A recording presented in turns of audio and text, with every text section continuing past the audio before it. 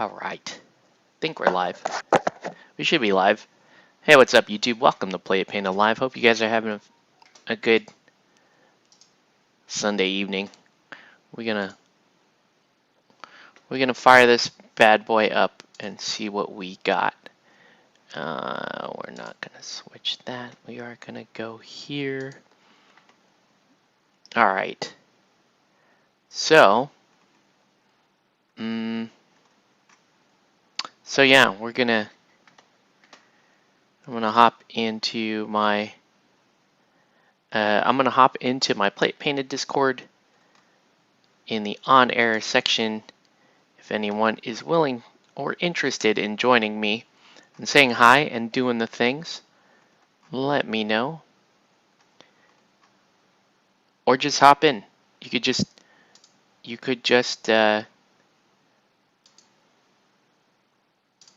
surprise me and hop in. You could do that. Anyway, hold on. There we go. All right. So tonight we're going to be painting some Batman. Hey, what's up, Nelson? We're going to be painting some Batman, and there's a couple things on here. I was just watching a little bit of Matt doing some of his own art there, and we're going to get to it. So we have a couple commissions in this week, and I'm going to start. We're going to start with the Batman Who Laughs, and there's another damn fly in here. How do the flies get in here? How? All right. One thing I want to do actually before we jump into kind of the meat and potatoes of what we're working on is Batman kind of has a generically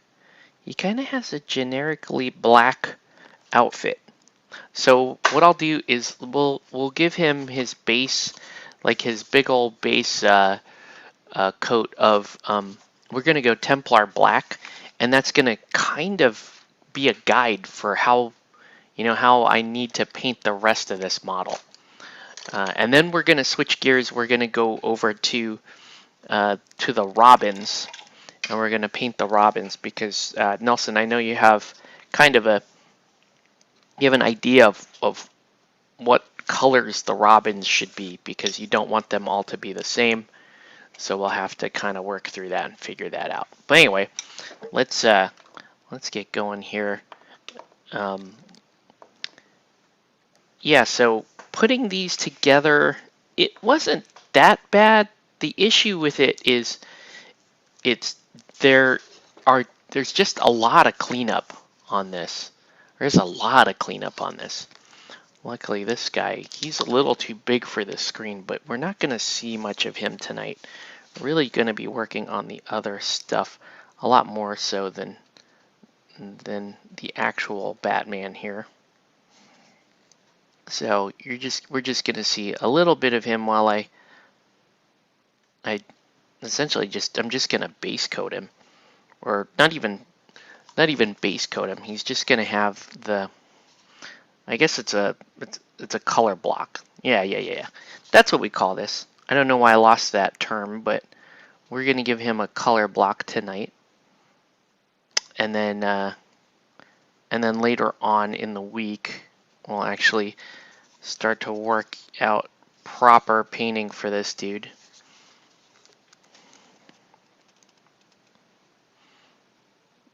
He's a very interesting model. He's got such a weird angle to his body, and I'll explain that in a minute. He's got such a weird angle to his body that it could be easy to screw up the very last bits of putting him together. So, but we're gonna be working primarily on the Robins tonight. I don't even know if we'll finish anything because Robin is notoriously difficult to paint. I don't know if that's been my experience with Batman, is that the one troublemaker to paint in all of the Batman minis that I've painted, from Night Models to Monolith and so forth, Robin has been the annoying one to paint. And the reason why Robin is the annoying one to paint is because he has kind of the perfect storm of all the most annoying colors put together. So he's got yellow, he's got red, he's got, black. He's got red and yellow over that is detailing over black backgrounds in cases. And that's just annoying as shit to work with sometimes. You really can't flub it. So it keeps you honest, but at the end of the day, it's all about how cool he looks standing next to Batman. And I always thought that Booty Shorts Robin is the funniest thing ever. And now we have like 5 of them to paint with this Batman here. This Batman here kind of reminds me of I think of like plastic bags. I think of like black plastic bags with this Robin. I mean with this Batman. So I think of there's a lot of like pop culture plastic bag things like there's like an old Missy Elliott video where she's wearing basically a black plastic bag. There's also that famous Kim Kardashian photo where she's got the giant booty shot in her wearing like it's like black vinyl, I guess is what she's wearing. And then so they're, I don't know. So we're talking black plastic bags. Hey, what's up, Lee Chessie? Now look at this. Look at how rubbery that is. That's gonna take some getting used to. That's the new Night Models resin. Is it good? It's got its pluses and minuses. As you can see, it could be a royal pain in the ass to clean. Because you can't, you're not necessarily like filing and cleaning. You're really just sort of shaving the pieces off, right? You'll see it in some of these models. You're really just kind of shaving resin off, and it's a little terrifying at first. Hefty man. He does look like right now, especially, he looks like a big black plastic bag. But you can see the generic character design is pretty simple. So I'm gonna let that dry down, and then we'll work. Like I said, I don't even know how much work we'll do on him tonight. Tonight is all about the Robins, right? So as you can see, I've given them that really old man skin, the like Joker old man skin, and we got to get all those grins in, and so it's going to be a lot of facial work in this. Again, Robin is just tough. He's just tough to paint, and very little payout, because at the end of the day, you just end up with Robin. So Nelson, you're going to have to tell me as we go through these. You're going to have to tell me who's who, essentially, or who you want as which Robin, I guess is the question. And we'll take it from there.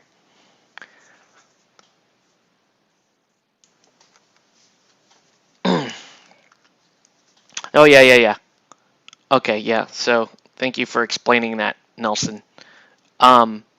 So the joke we have is that every time you buy a kit off of Night Models, you've entered the lottery. So you don't know if you're going to get all of your pieces, if they'll be in the kit.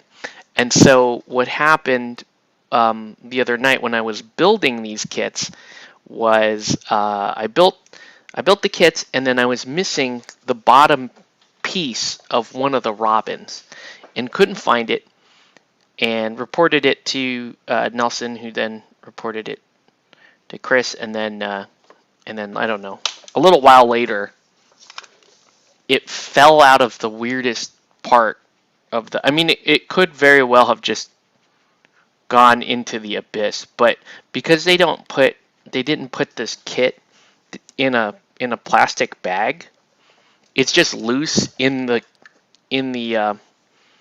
the box insert. It just fall, like the pieces just sort of go everywhere.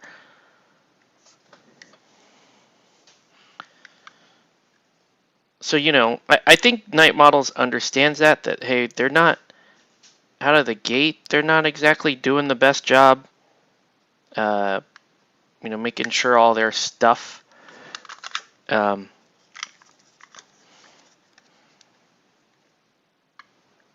is like well QC'd out of the factory. So it is what it is. Apologize for any of the confusion there, Chris, but it literally was sitting like in the it was sitting in between. Oh, I can't show you here, but you know how like it's like the flap of the box. It was literally sitting there on the inside part of the flap of the box, and I shook the box and didn't hear anything. And it wasn't until like I accidentally kicked the box later that the thing came flying out. So it was like wedged in the. It was like wedged in a flap down there. Look at this. Woo! Woo! That's resin.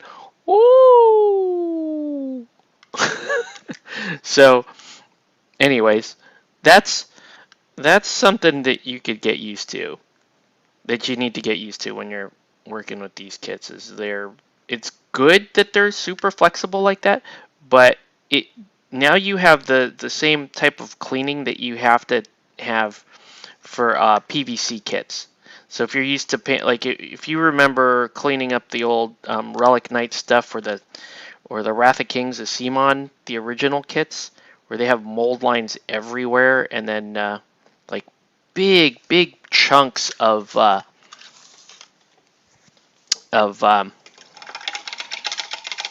flash to deal with. Like I'm still finding chunks of flash, and then you'll still see bits of flash here. There's little dots there. They just show up. Let's get some green on these.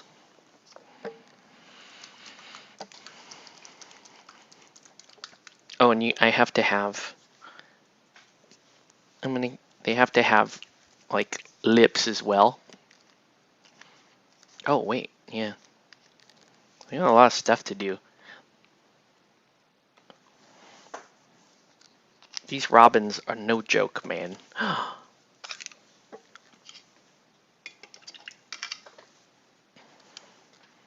Alright. I like this one a lot because this one has the most Jack Nicholson grill style grin of all of those. Actually has a better grin than the Batman. But it is very hard to get red down there.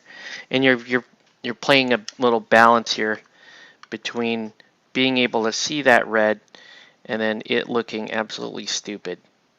I guess it's not the end of the world though, because it is the Batman Who Laughs, right? So the Robins Who Laugh should have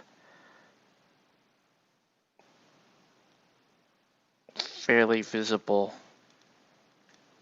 red Joker-like grins, right? Just like that. Just like that. I'm gonna make sure that's nice and flowing. All right. Now we do the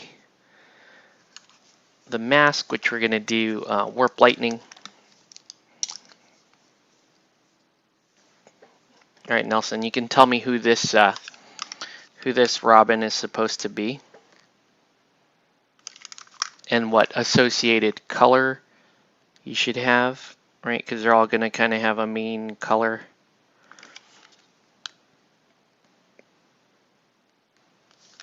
That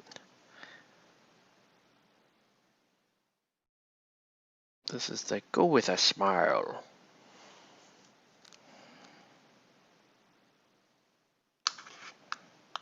Oh man, that is creeping the hell out of me. Just the fact that I'm holding this model like this and this thing is going like this and all over the place.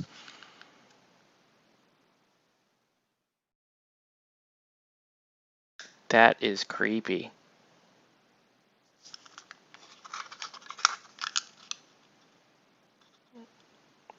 I'm sure at some point it's going to give, but I'm going to try not to make that happen. I don't want it to happen, obviously.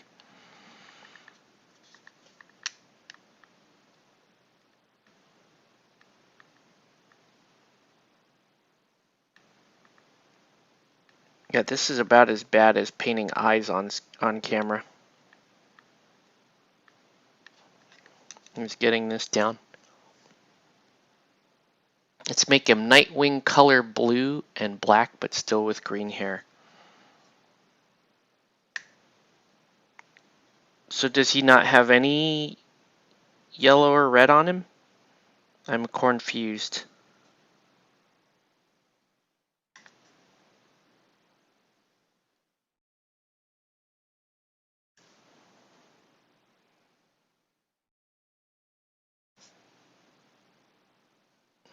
He definitely has the best grin out of all of them.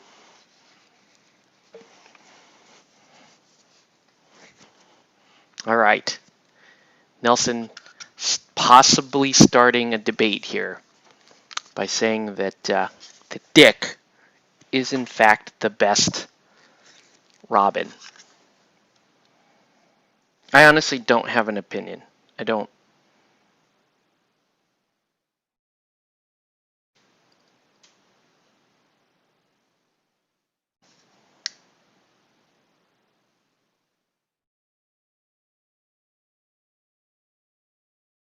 The only Robin that I ever liked was Burt Ward, who was playing Dick Grayson. So I guess I agree.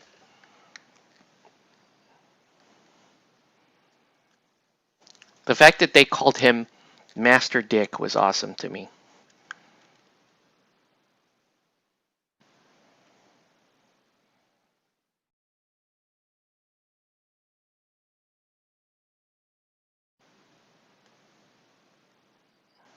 Their grins are pretty awesome, though. Let me just agree to that. They have very awesome grins. Every part of that model that's green, just turn it blue and blue inner cape. Oh, I guess I'll have to look at that link.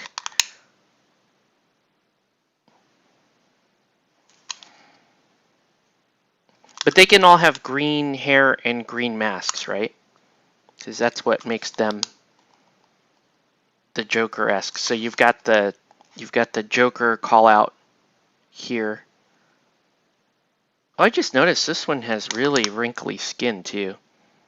There are very minor differences in like 4 of these, and then the one that I thought was Arkham Knight, the one that I thought was Tim, looks very different than everybody else. I'll show you Tim in a minute here.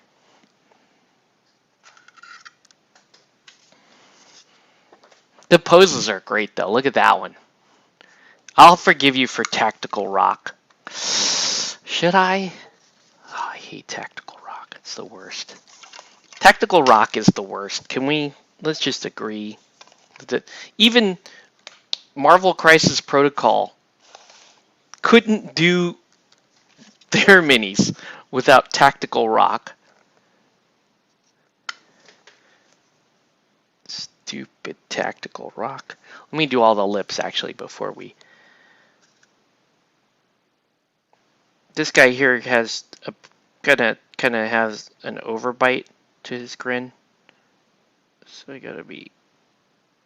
So I'm just gonna give him a little bit on the bottom there.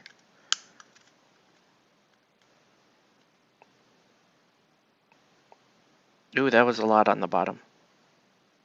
Oh, that was a lot. He just has a lot.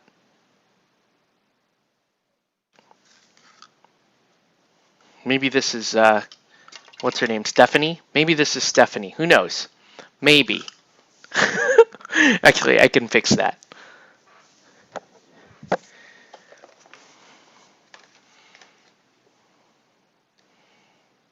Where's like my new favorite awesome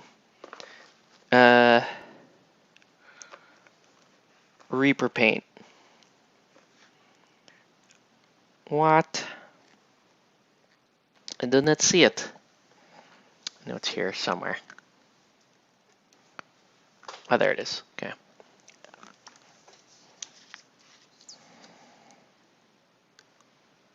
Yeah. We'll just do a quick redo of the grin on that one. Looks like, because it looks like I punched that robin in the mouth. I got hypnotized by Tetch there and punched this one directly in the face.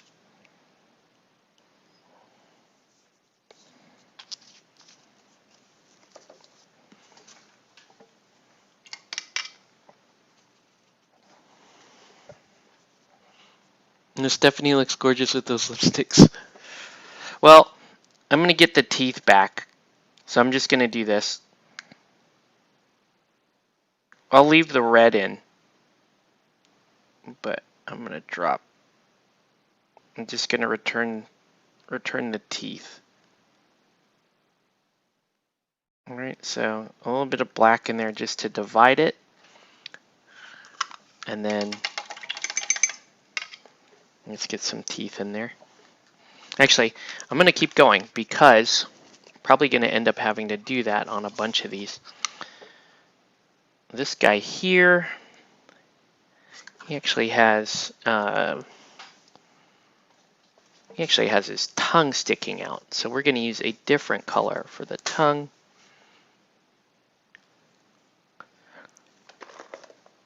All right.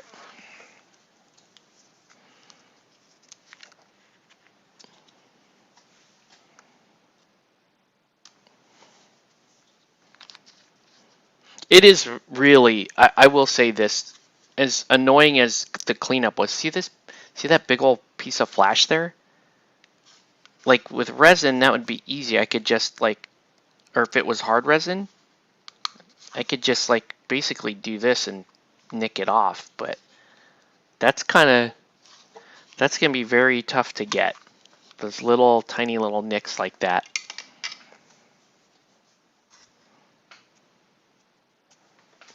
Okay. So this one here has his mouth open. This is a really good sculpt. I mean, the face is really awesome on this one.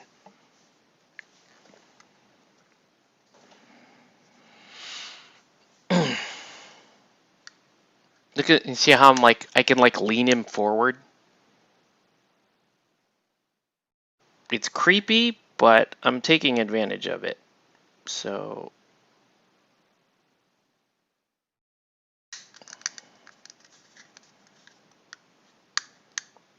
getting this skin was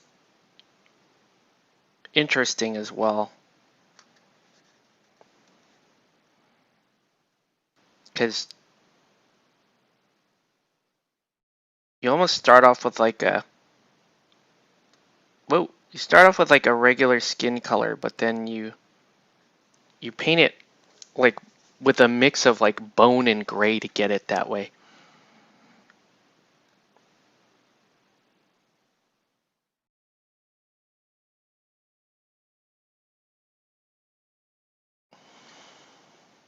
Okay.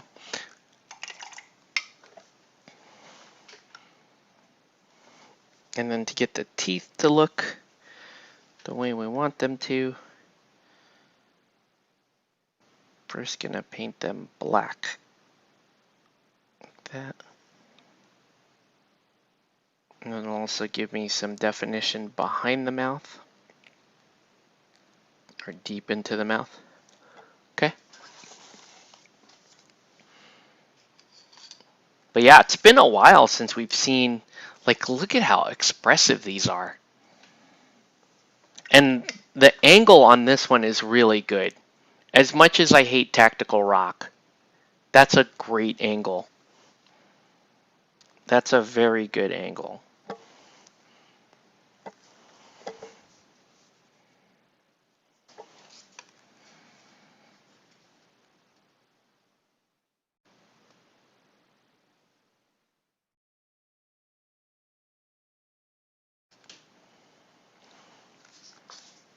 So we need people playing with all these games we play.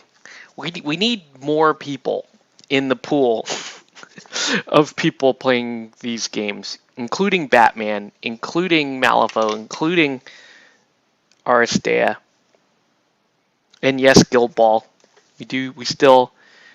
I mean, is that would I would hate to introduce a brand new player to the game and make them buy product that would hurt my soul unless we made it absolutely clear to them what they were walking into. You know, a veteran miniatures gamer like Chris walking into Guild Ball, knowing what just happened with it, we're okay with, because you know what you're going into. But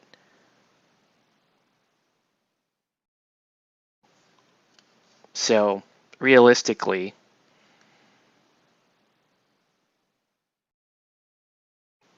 I've been looking at some gateway games.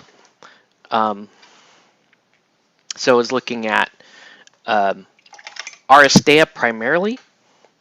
Here, let's get Batman's face while since we're all doing grins right now. And that dude has the mother of all grins. Um, so I was looking at Aristea as a potential gateway, but I don't think the issue with Aristea is it just doesn't have. It has amazing miniatures, but it doesn't have mass appeal, right? You're not as likely to find, um, you know, the brand new out of the gate players. So, um, so I guess I was wondering, like, if CQ has done anything with Marvel Crisis Protocol. I've never played it yet, um, and I don't think I have any long-term interest in that game. It does not look like enough game for me, from what I could tell. But it could be a neat little gateway, right? It could be a neat little means to, possibly pick up some, one or two new folks and be like, oh, well, you like that miniature game. How about something a little bit more complicated? And then we literally have like a half dozen other games we could throw at somebody so inclined, right?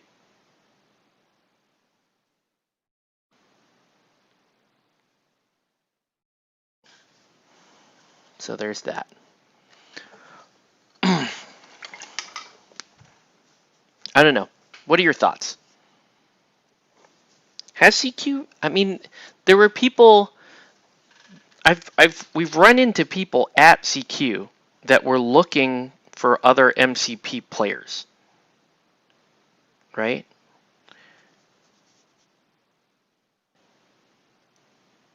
So, you could probably get some folks out to check it out.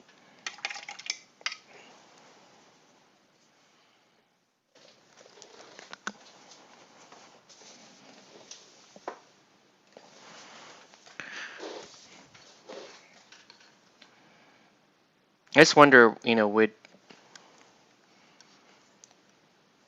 I wonder if somebody would run that. CQ is that they're the kind of shop though that, like, if you started to run something for them, they would expect you to continue to run it for them. So I couldn't be like, oh, I'm gonna run an MCP thing, and then no, never again. Come play Batman with us now.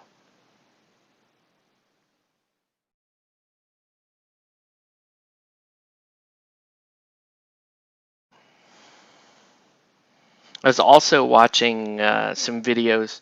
There was Vol SC put out a video on Infinity N4, which just it didn't look like they did enough to push me over the edge again. You know, that's not a criticism of their improvements. I'm just saying fundamentally, the game never hit me in the right spots. Let's see. Don't think CQ has done anything with MCP, but the longevity, I just don't see it in the long run. Good for one-offs. Well, see, that could be an advantage, though, Chris. Right? That could be maybe you do. You know, maybe we use that. We do a one-off for MCP as a way to just kind of see who else is out there. You know what I mean? It's kind of weird, but I always talk about gateway games and using gateway game to draw people into other games.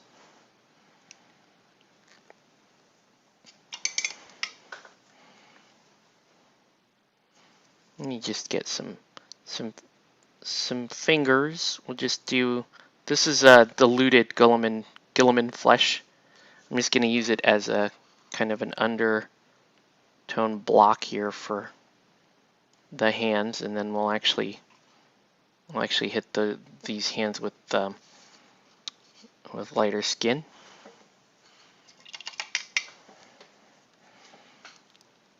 Speaking of lighter skin, let's give Joker here some of his own skin tone that we've been using on the Robins. Around his face, do a little cleanup.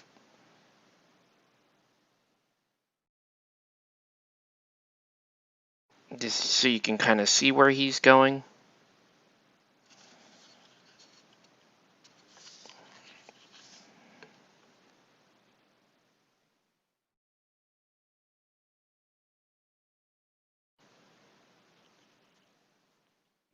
His face kind of reminds me of the bad guy, the main bad guy on Gatchaman. Right? He does. That's what it looks like to me. Gatchaman. Alright. Let's get some teeth in.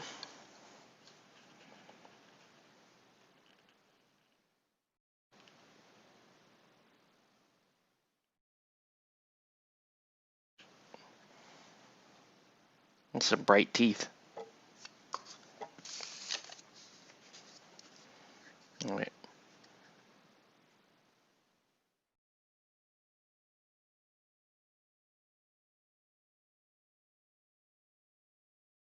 Look at that Robin's teeth. He has bright toothless too. Hey, what's up, Sean? What about you?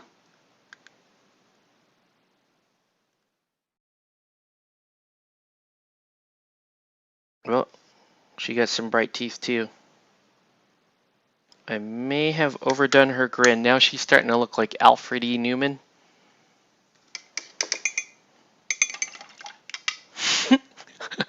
I may have overdone. I don't know.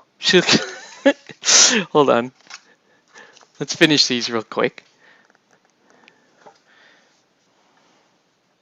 This guy here, I'm calling him the Praise Jesus Robin. Praise Jesus Robin is the best Robin. Well, him and Praise Jesus and Walking Across Water Jesus Robin. I don't know why they're all based on Jesus Robin now.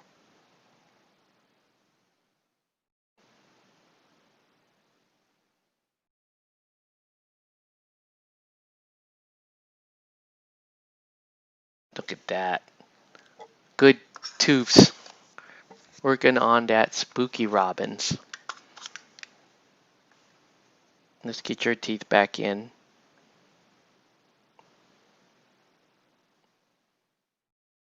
Yeah, this will be Dick Robin, I guess. Alright. Let's get that green down.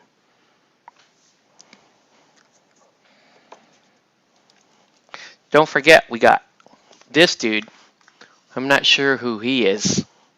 but he is a Robin of some sort. Here, I gotta get his grin in too.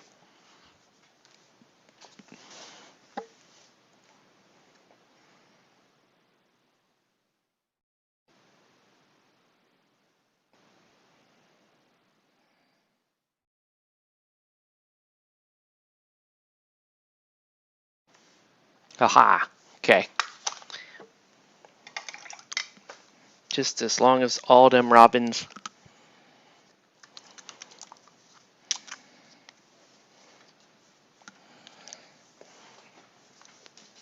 Yes, look at Praise Jesus Robin.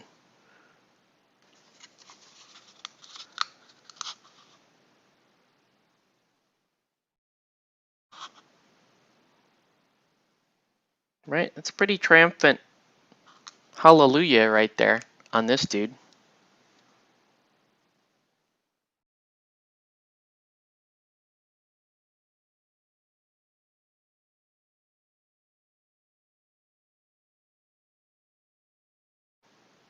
Which Robin is this, Nelson?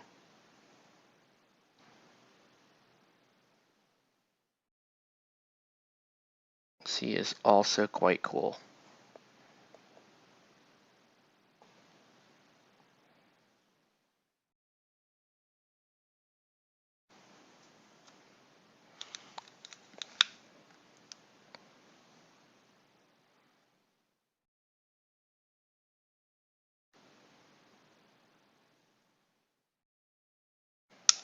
Yeah, he's pretty dope.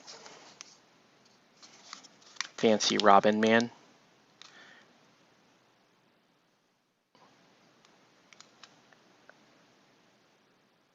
Got the dope. This is Tim.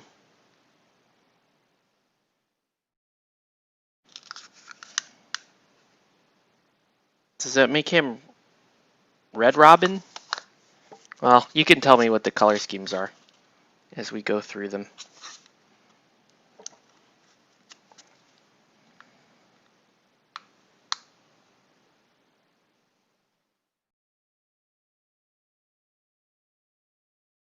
Whoa. Whoa.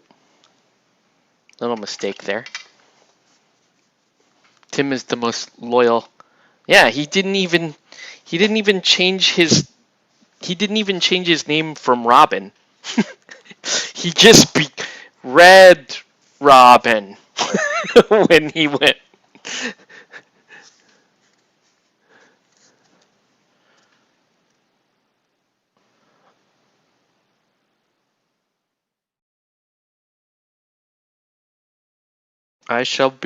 I will no longer be Robin.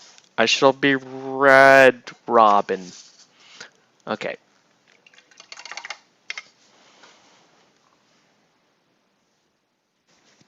This one here. God, their grins are just great, man. They're just good.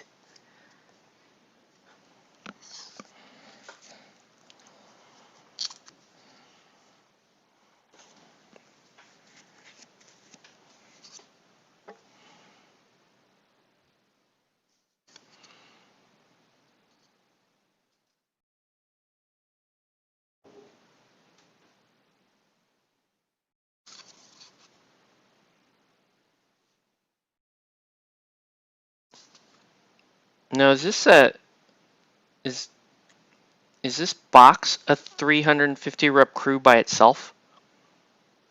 Or can you add other things to this crew? Look at that. Before the mask is in, it just looks like straight Joker.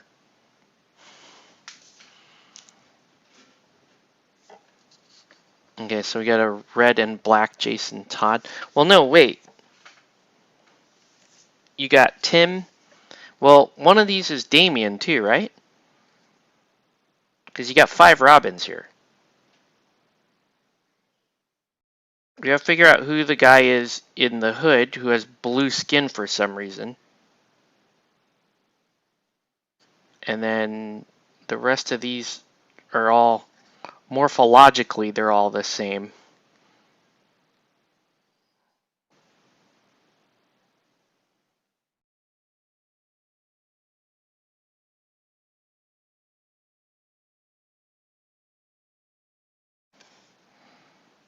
So yeah, who's who? Oh, Damien's the hooded one. Okay, so this is Damien. Okay, don't worry, his skin is not gonna stay that blue.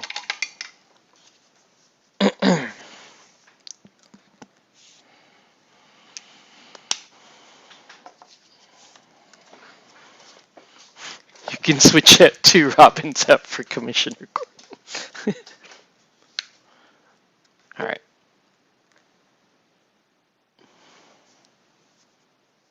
But this guy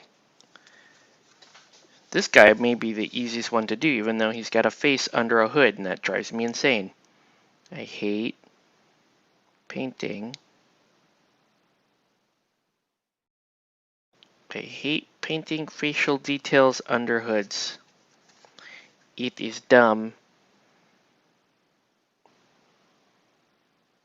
And you might be saying, but Octave, no one ever looks underneath the hoods. They look for eyes. So you have to at least have eyeballs in there.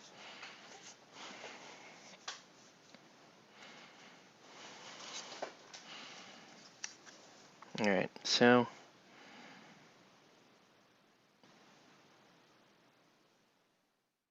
let's get the rest of his. Alright. So he doesn't have the big old red lipstick the way the other ones have.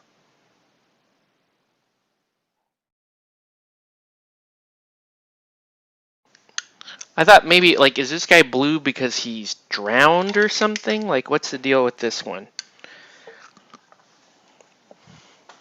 Alright, so we gotta punch up that skin a little bit, and I have to pick kind of a weird blue to do this with because that's not terrible, but that may not be the right blue. See if I can find.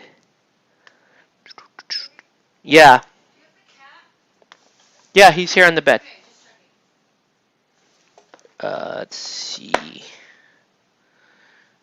That's not terrible. Ah, that's a good blue. Okay. By the way, Gentleman Ghost, mostly done. The painting Gentleman Ghost is the easy part. It's his base is all you're really. Once you figure out how to do the ghost part, it's pretty simple.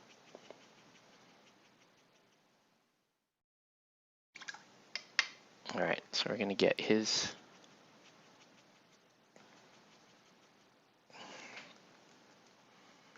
And add a little bit of white to that. There we go. Alright. So he does have blue skin.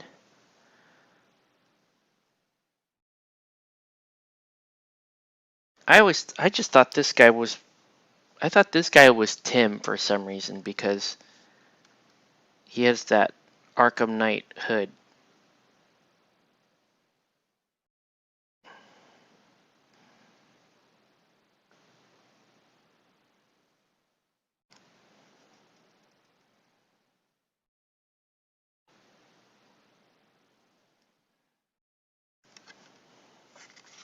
Alright. So on this one, let me show you his should he have the same box art basically? Should his color scheme be the same as the box art? We'll just work on this dude. Maybe that may be the best way to do these Robins is to knock them out kind of one at a time. Right now, let's get his skin down.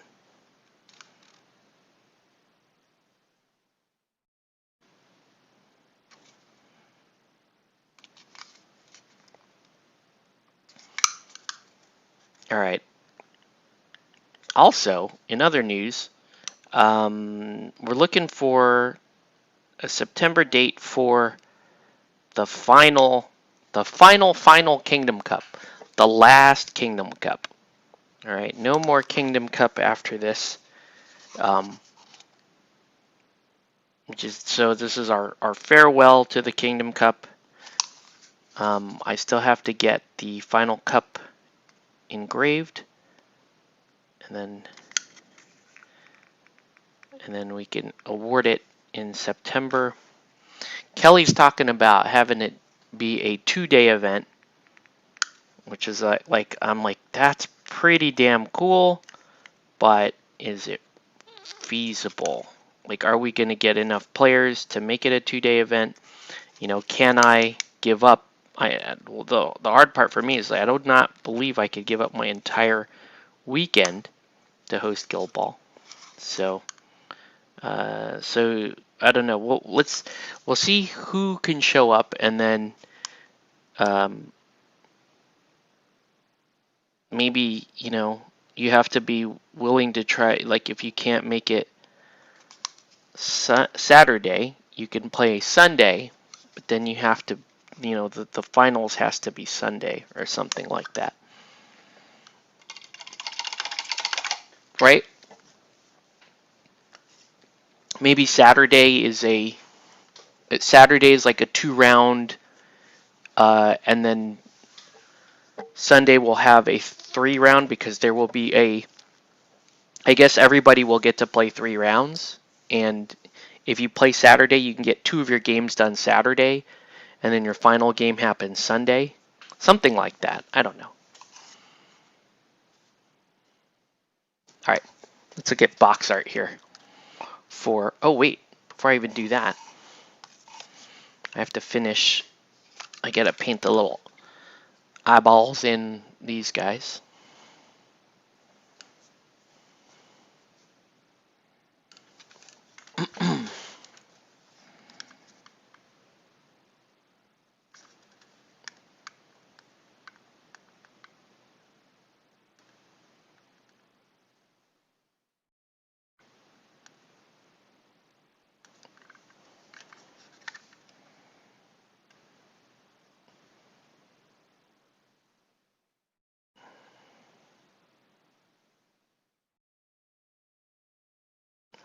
The other option, which I kind of like, would be the idea of doing basically a farewell weekend for Guild Ball.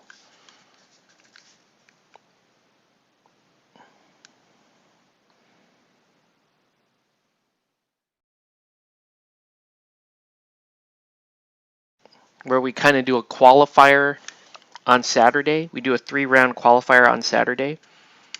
And then Sunday,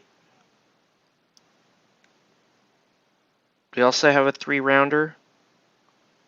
And then a final at the end of Sunday night or something like that. I don't know. Right? Or maybe just the championship game by itself. I don't know. I'm just spitballing. So that way, you know, let's say you can only make Saturday. Well, you could play in a 3-round tournament Saturday. And then, you know, if you do well enough, you might have to, like, if you want to win the cup, maybe then you say, okay, I have to make arrangements to make one final game on Sunday. I don't know. We'll throw it around a little bit.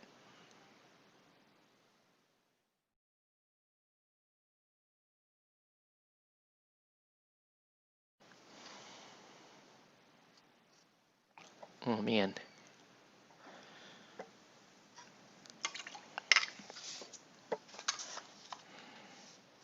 All right. Can I get these eyes to really bounce and scream at me? I may have to paint them in black first. I may have to, just to get more definition around them.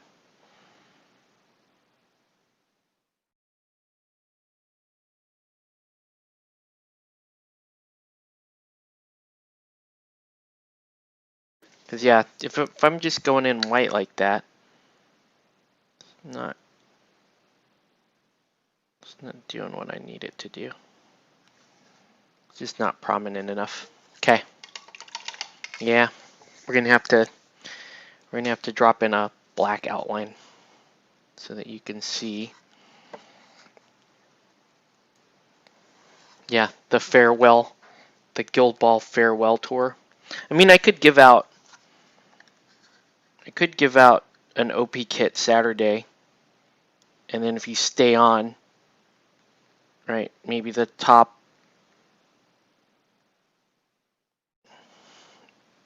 top 3 people Saturday could stay on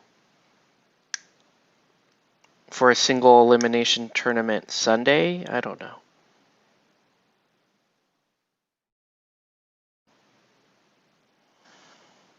I just don't know if we have. I don't know if we're going to have enough attendance to run a format like that. If we run.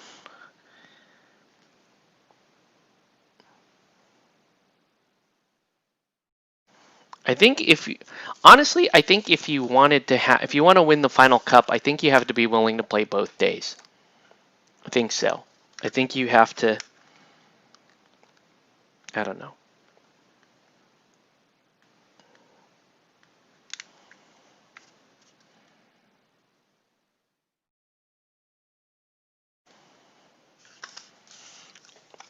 We could do 4 rounds very comfortably in 2 days. Very comfortably. Right? And Sunday, if we needed a 5th round, let's say if we had enough people for a 5th round, then it becomes a 3-rounder on Saturday and 2 rounds on Sunday. Man. Or, oh my God, or what I really would love to do,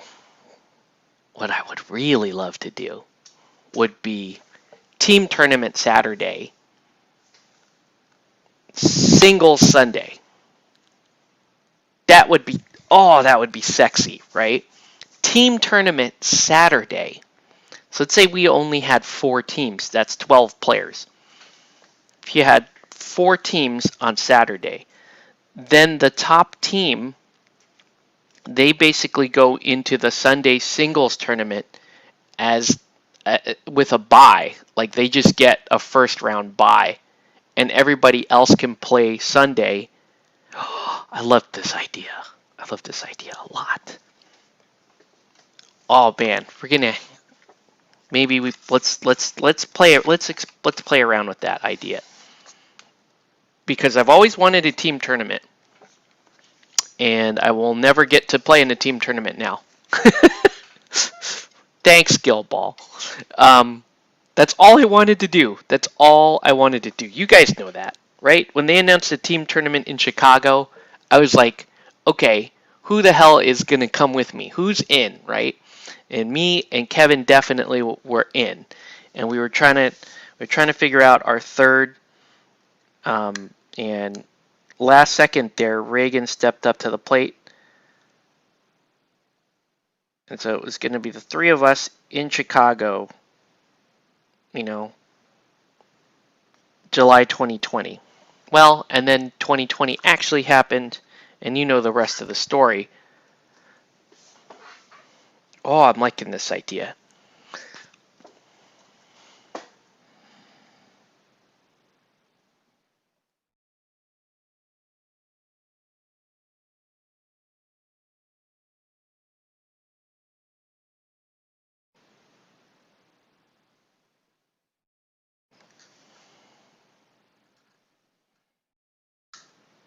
I just can't get that. I can't get that to really pop the way it should. Come on, Hallelujah, Robin.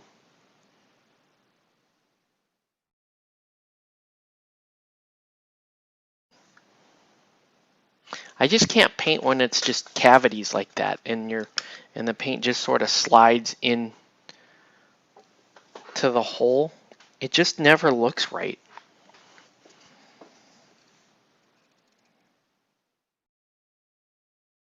I don't even know if you guys understand what I'm talking about, but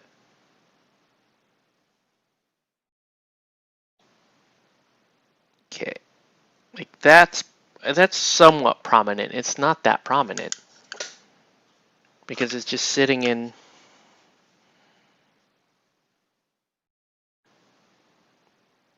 cavern there.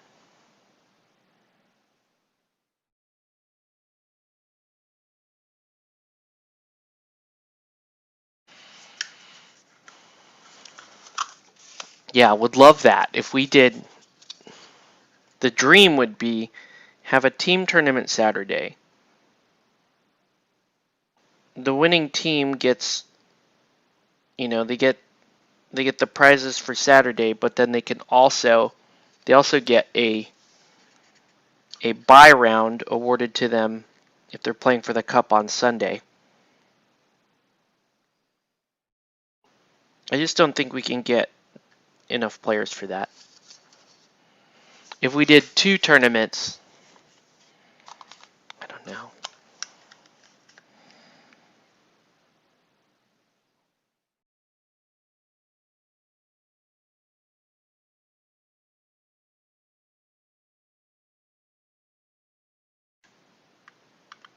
And this is what we got. Okay.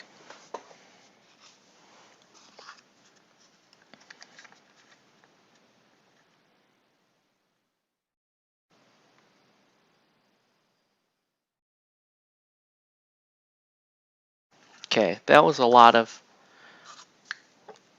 just find stuff on camera. Okay. Let's look at Mummy Robin here.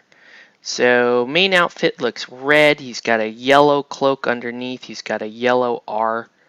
And then he's got chains and other things attached. He also has red lips, so they made sure that you could see that he does have red lips. Okay. So we will do that.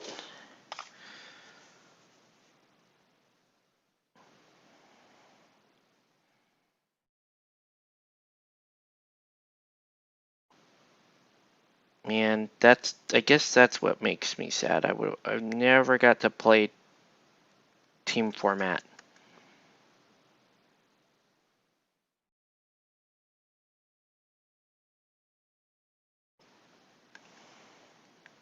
Just the camaraderie of playing a team format, I would have really liked.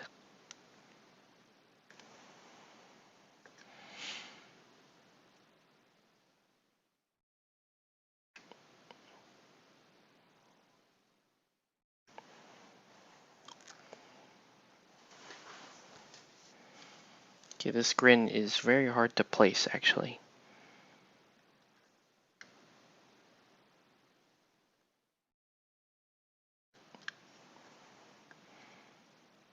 But if I was doing this with the old resin, I would have probably snapped something by now.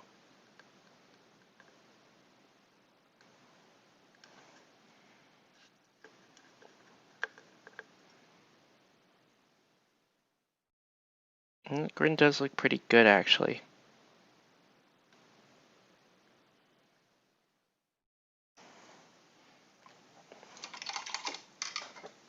Okay.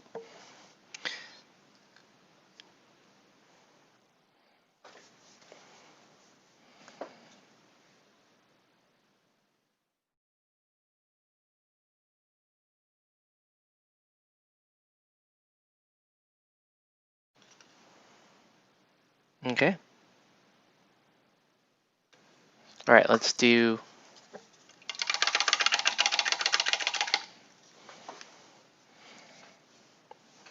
the yellows on this dude. What I like about the team format too is it gets, maybe people can drag their friends in, even if it's just for like one event. Like, dude, just play this event with me. We'll play on a team together, and it'll be fun, and we'll just get to hang out, whatever. Maybe we scrub out, we play like shit. So what? You bring your friends down hell, what if we did a rule where one of the members of the team has to be a new player? So we have to match up, like you bring the new player and they have to match up against the other team's new players. Something like that. That might be kind of cool. Again, just spitballing here. So really just that R and that are the only yellow parts on this model. It's really weird that the inside of his hood is not yellow. It's literally just that inside of the cape there. So there's that. And then the red, that's a Blood Angels red.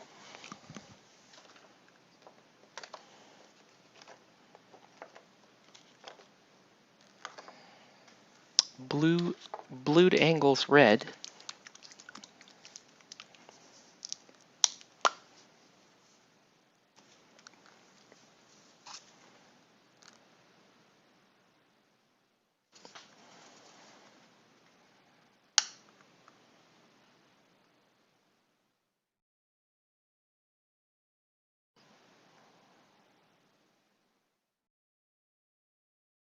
Yeah, probably what it'll be is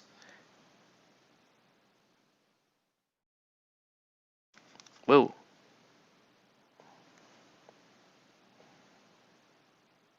It will be a minimum 3-round, probably 4-round tournament to decide the cup. So yeah, this as much as I would love to have a team format, I don't see that happening.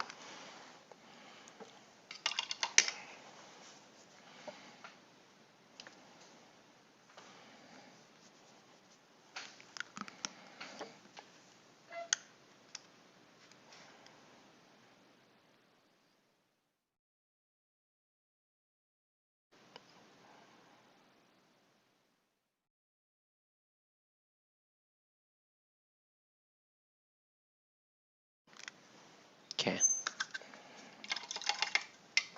So then this shirt here. So then this is red right here.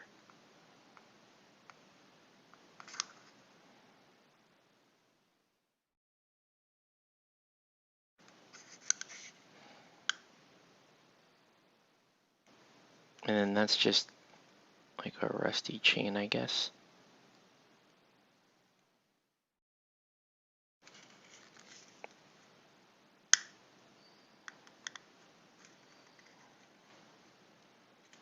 But I would also point out to you that even though I'm awarding the cup in September, it's not the final Guild Ball tournament that we're going to run. And that has to do with just us still having, more OP kits to give out and wanting to play a little bit more. So yes, the cup will go out in September, but we'll probably have 1, maybe 2 tournaments after that, just for why nots.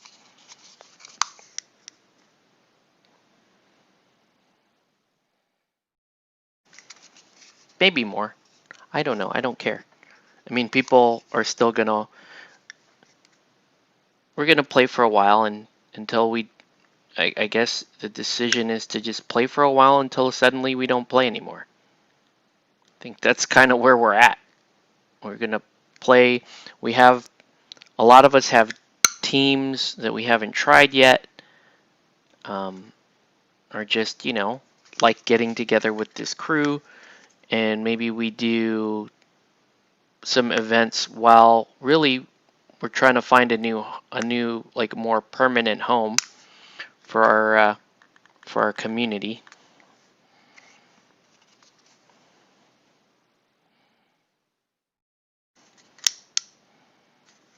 Because that's really the goal here. That's the part that's worth saving. Is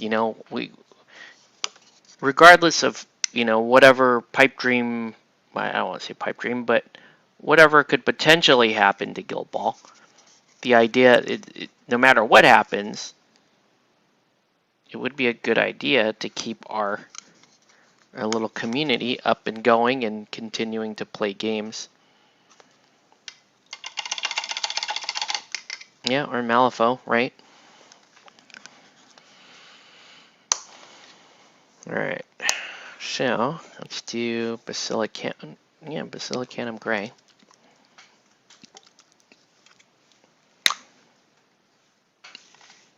Malifaux, honestly, is I see Malifaux being a like, weekly thing that we play, but it's gonna be a while, I think, before we decide, okay, let's do that 3-round tournament that nearly killed us last time. You know what I mean? Maybe Malifaux is probably going to be like a let's play some Malifaux, on a weekly basis. Maybe if we do official events at Comic Quest, maybe those would be like demo days, trying to get more people involved in the game before we really sit down and go, okay, we're ready for that 3-rounder or whatever.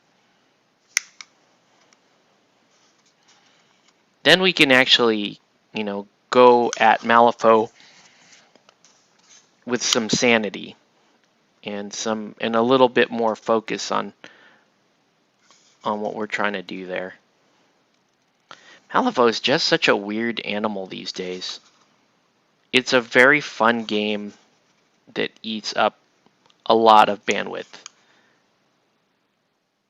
But like Chris and Kevin were saying, maybe we just need the reps, right? And maybe it's going to take a lot of reps before we're at that point. Malifaux seems to want to force itself upon you to be a main game system. Like it's really not very compromising in those terms.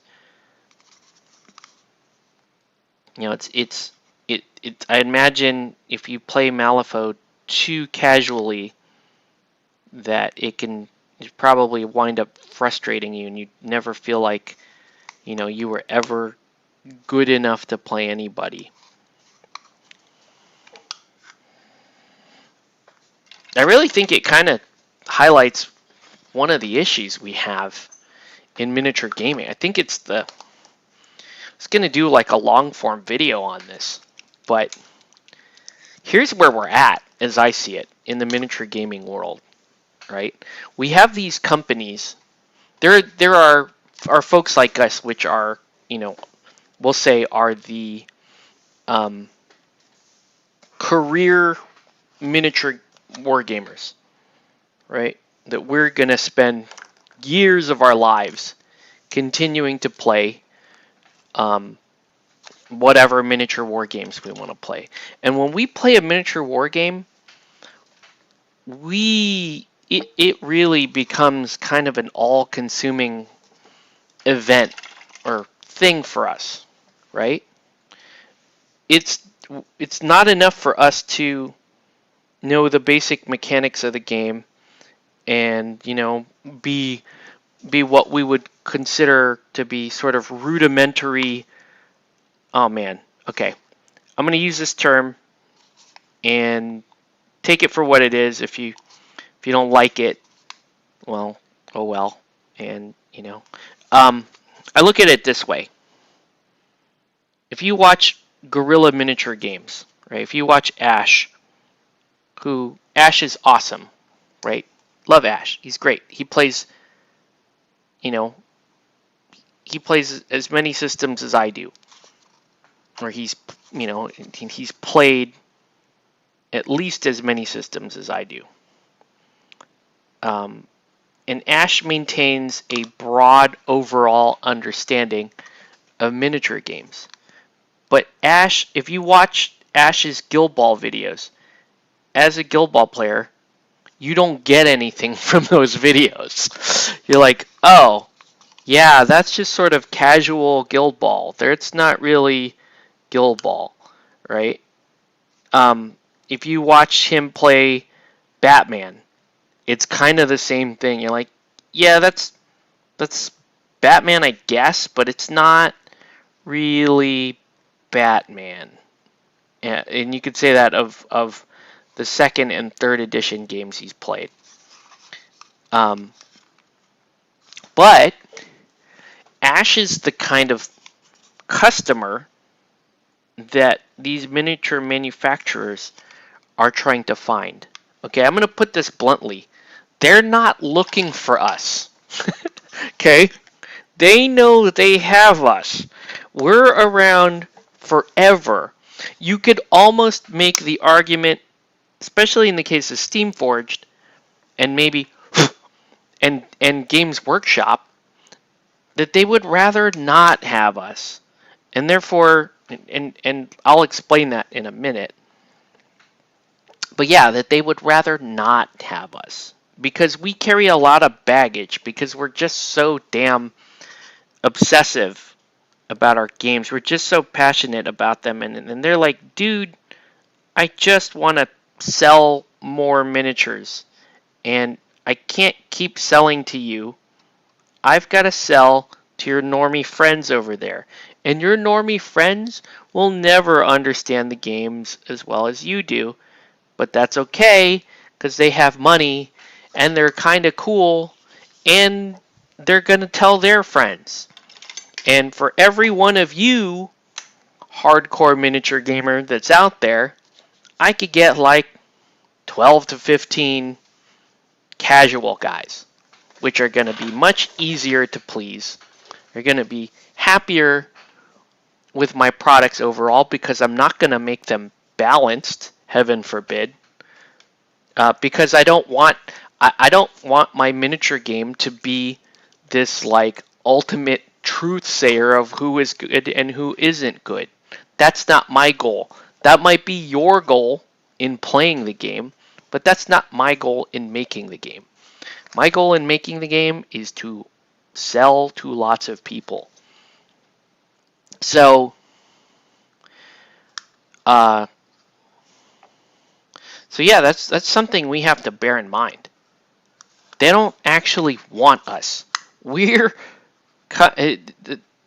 we're kind of what got them in the position to be a successful manufacturer of goods, right? But people look at, and this is, this is my tinfoil hat conspiracy theory. So if you think I'm full of shit, please call me out, and I'm probably not even going to really argue with you because I have no basis for this. But my thinking is this. When you take any of these hobbies, not just miniature wargaming, but I'm going to pick on miniature wargaming. If you notice there's a pattern, and I'm gonna call it out. I know the SJW shit. Everyone's heard of this. If you've been on the internet starting in 2013, you saw this. You may have seen this coming. You know, there was the Gamergate scandal back in 2013, and I don't really care where you stand on that. It um, it it started the beginning of what we'll call the two sides, right? The Gamergate scandal started in 2013, and it was keep your damn politics out of. Well, I mean that scandal was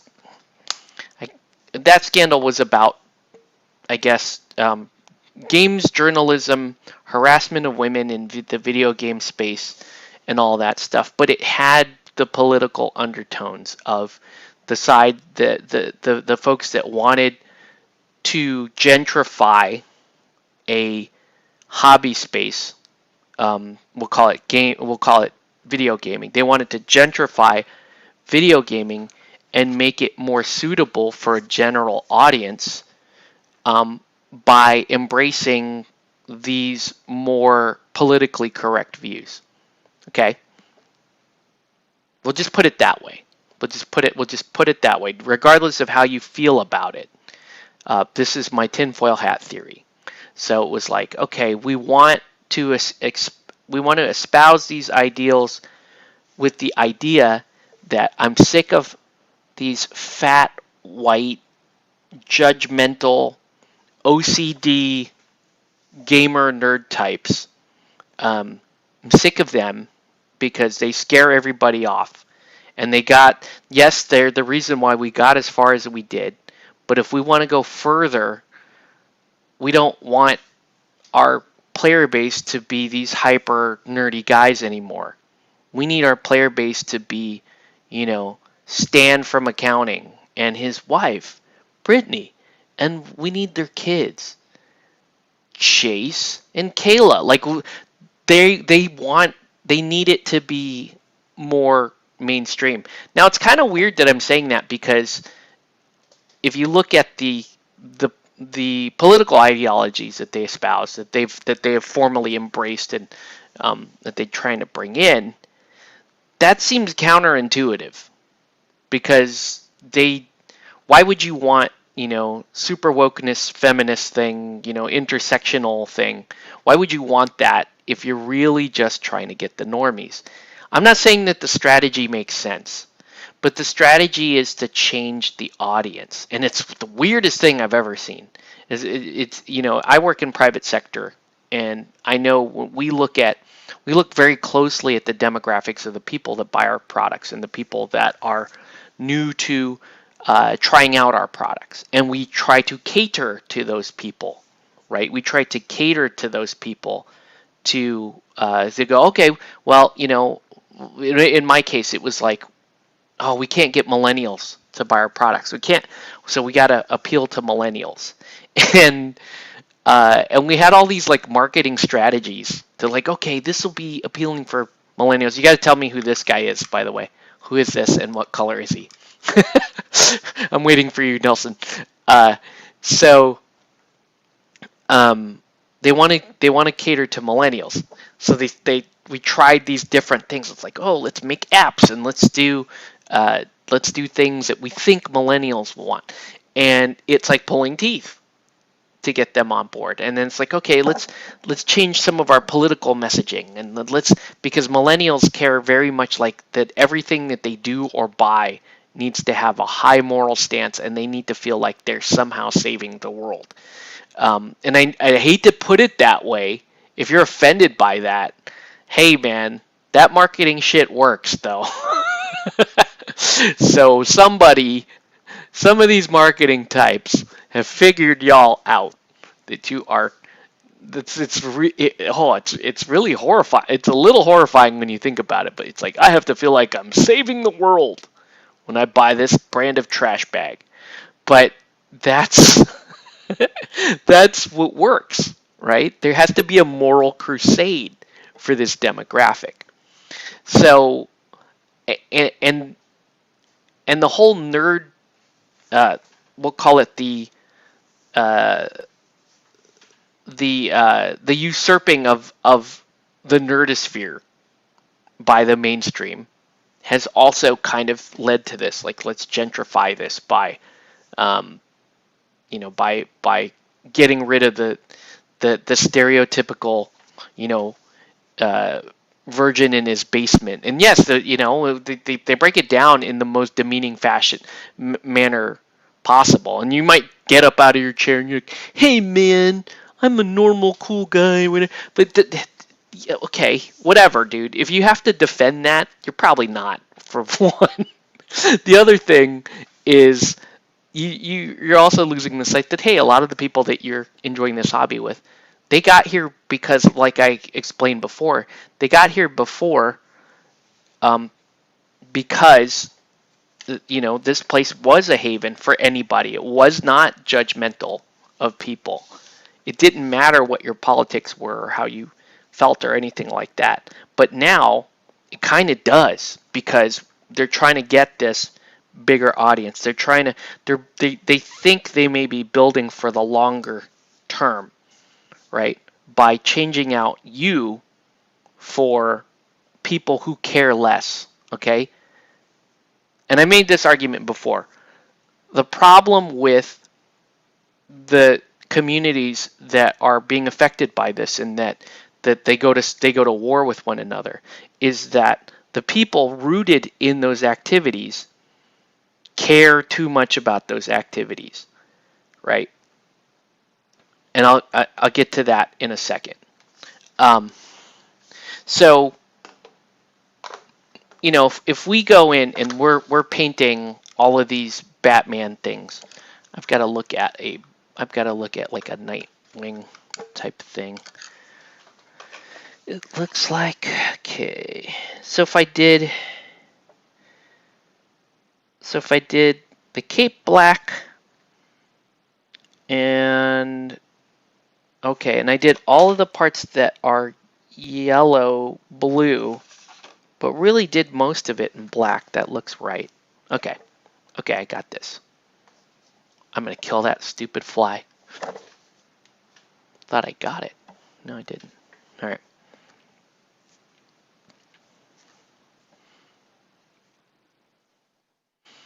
I don't know. I totally lost my train of thought. But yeah, that's the idea is let's replace these people, because we want to design our products faster. We want to be able to make product faster, and we don't have time to QC the lore. We don't have time to QC game balance. These aren't things that we want to waste our time on. So we're not going to do that. We want to make this game more appealing to the mainstream. So let's just get rid of all references to Batman in the Batman miniatures game. And instead, let's make people feel like they're righting some horrible historical wrong by buying this game. And that will piss off the fans. It will piss off the fans. They'll boycott, they'll kick and scream. It'll be the worst thing ever. And yeah, maybe we see a dip in sales and profit for a little bit, but you know, we're relying on our marketing team to be able to pull us out of this tailspin, and start to pull in that normie audience. We need those normie bucks, guys. That's what we want. Normie bucks are way easier to keep happy, right? If you were to consider, I guess, and I know I keep reframing this analogy, so I'm super bad and I'm rambling, and that's why this really should have been a long form video.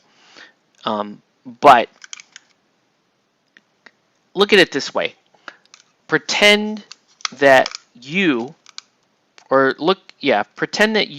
a professional miniature gamer. Wow, I know many of us have dreamed of that. We have had daydreams. Oh my god, that could be me, professional miniature gamer. Finally, recognition for all the hard work I've put in to the hobby.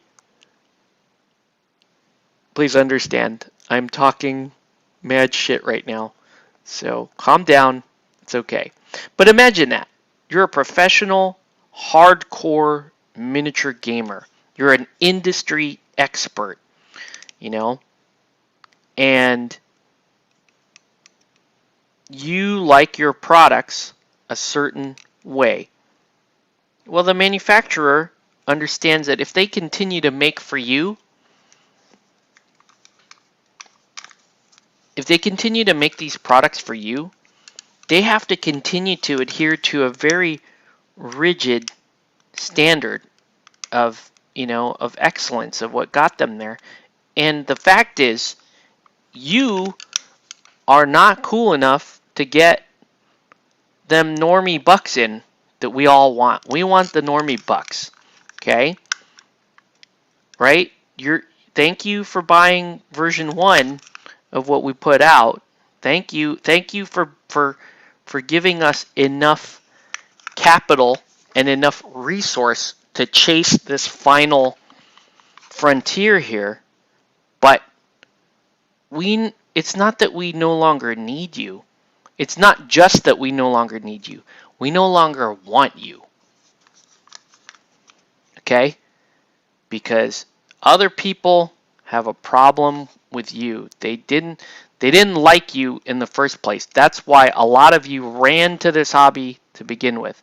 And when I say this hobby, I'm not just picking on miniature gaming. I'm talking about comic books, video games, science fiction, fantasy, role-playing games. Okay?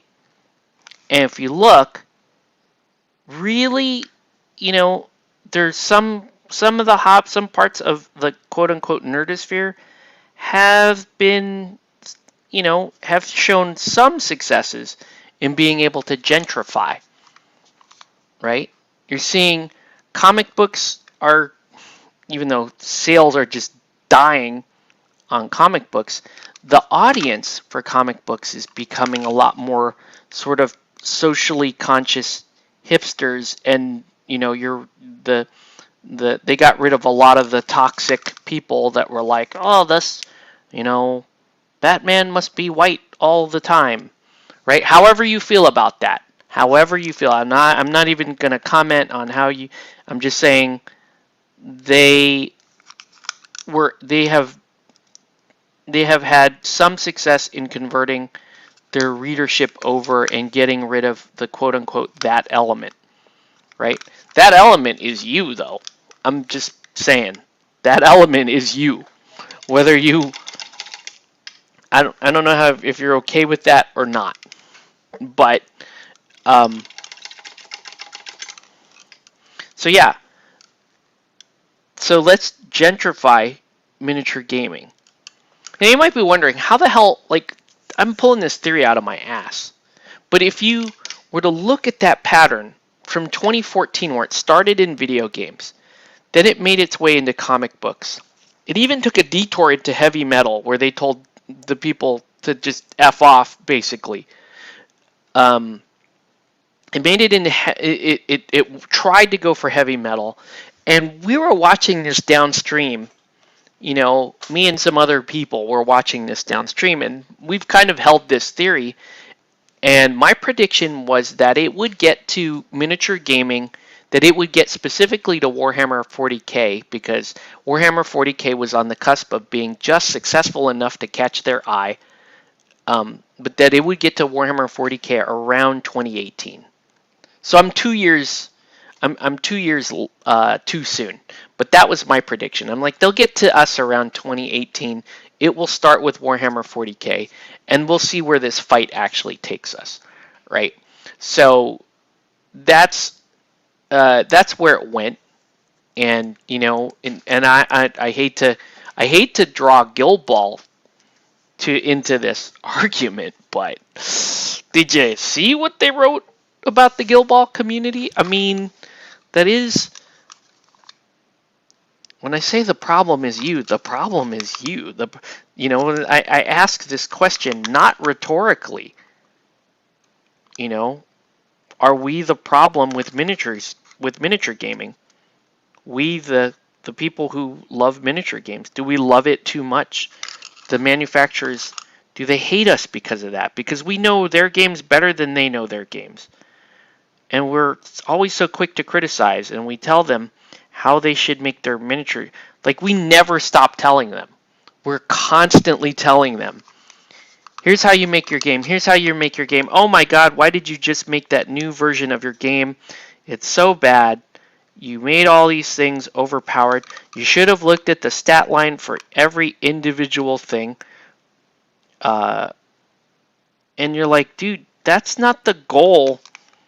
That might be your goal as a player, to play this awesome, theoretically perfectly balanced game.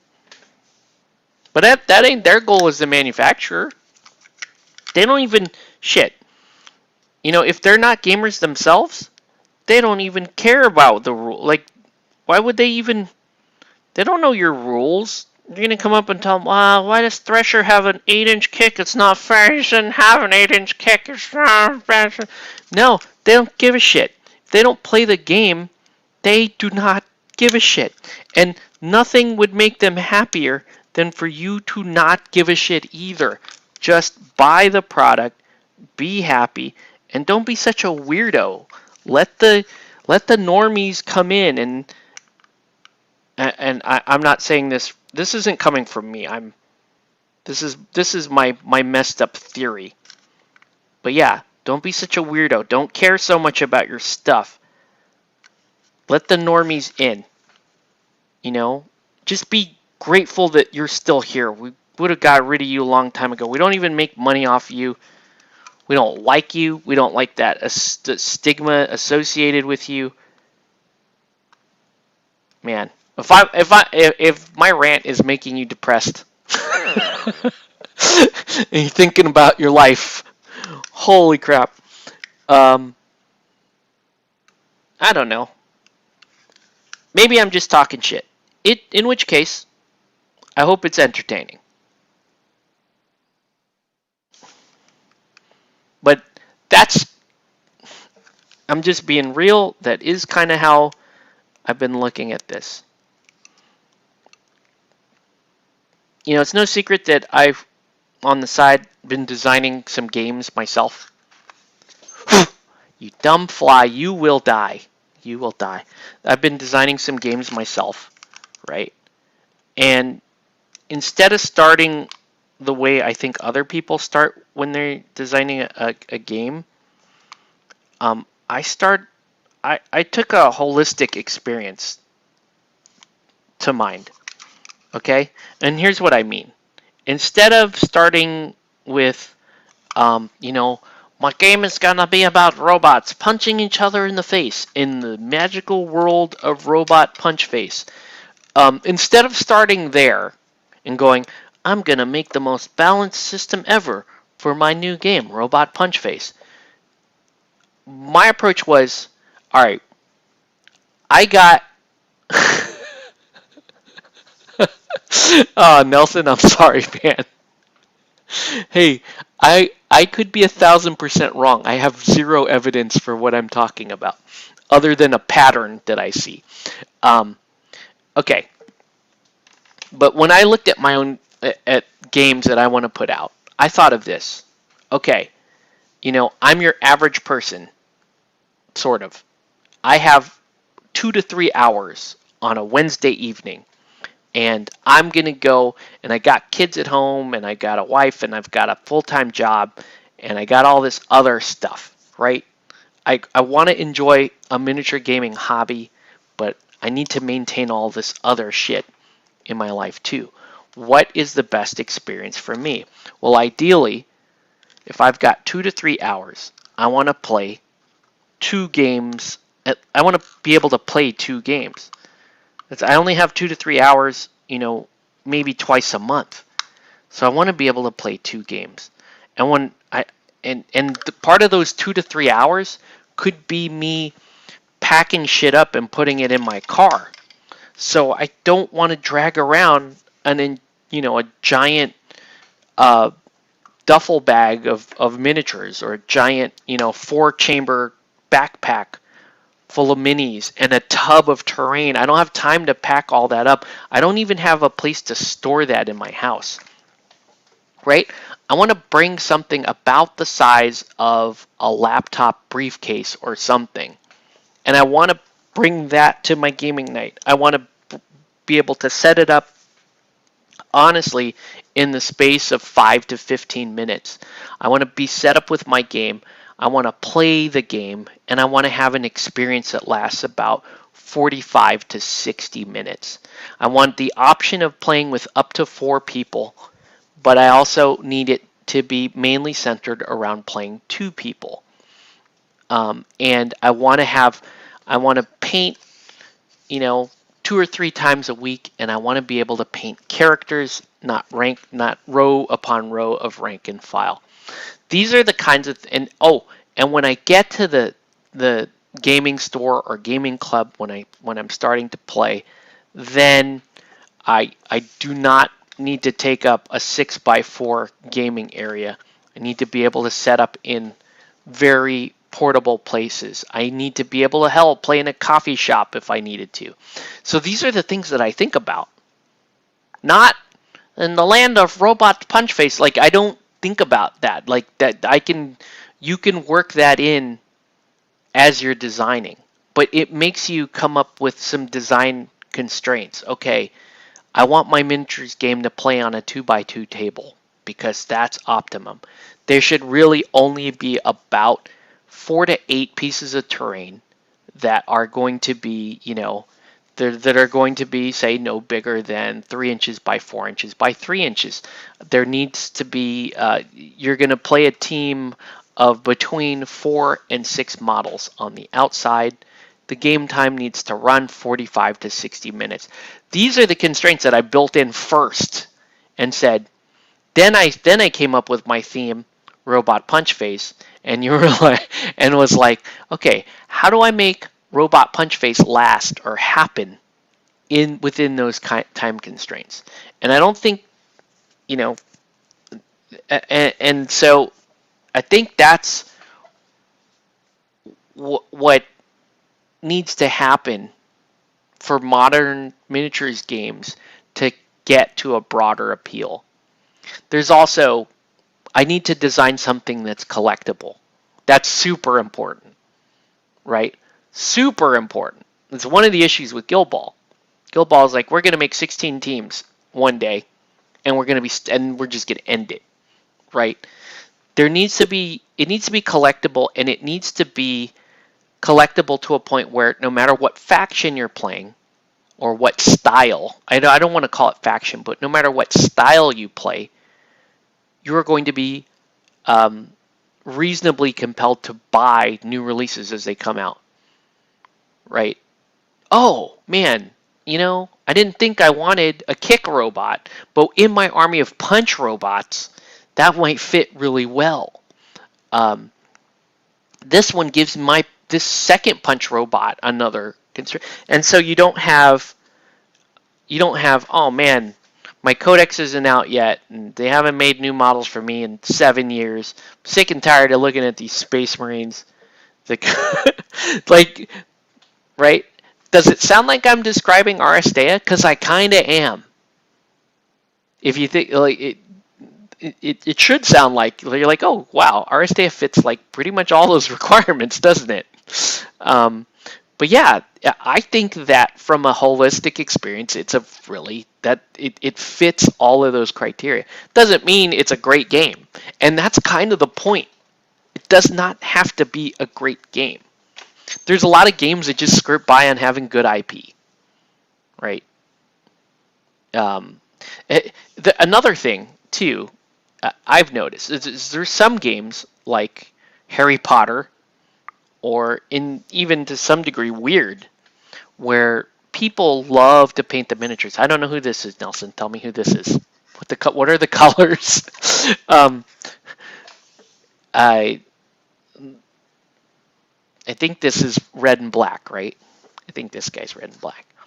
But yeah, there are those games which, maybe you're an active member of that community, but you're not necessarily a like a frequent player. This is especially true of like Weird, where you have a lot of active artists in the Weird community that love to paint the models, but they may never. I know some people that have painted dozens and dozens of Weird miniatures. Say what's up, Matt. That have never played the game. I know that firsthand, just dealing with some of the people in the community. They're like, "Oh, I love these. Oh, this new set came out, and it's so cool, and I painted it all." Okay, Red Robin, red and black, got it. Okay, so okay, I got this. All right, I think I got this.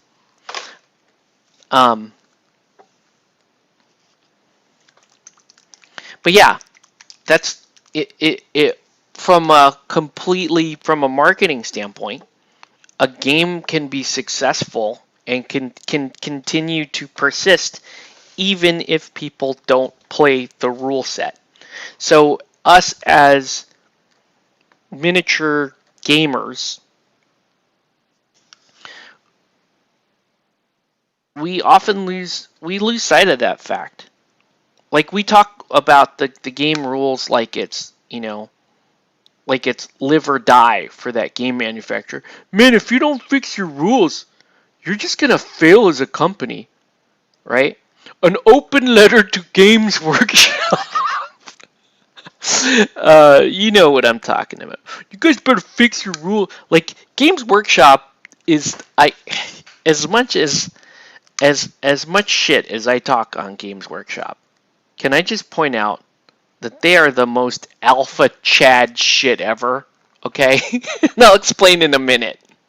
All right, so we tend to think that our opinion of the rules is like of critical utmost importance to the manufacturer. Hint, it's not. It's not. Some manufacturers, especially manufacturers who are gamers themselves, and who actually make it mission critical for them to make a game that they'll enjoy and want to play. Now, all gaming manufacturers, they make that claim. They're like, we're gamers too, and we want to make a game that we're all going to enjoy. That's lip service at least half the time. You have to understand that's lip service at least half the time.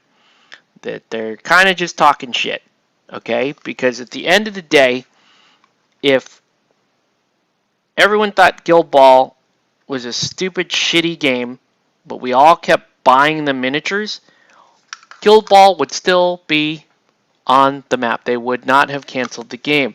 The opposite happened. We loved the rules.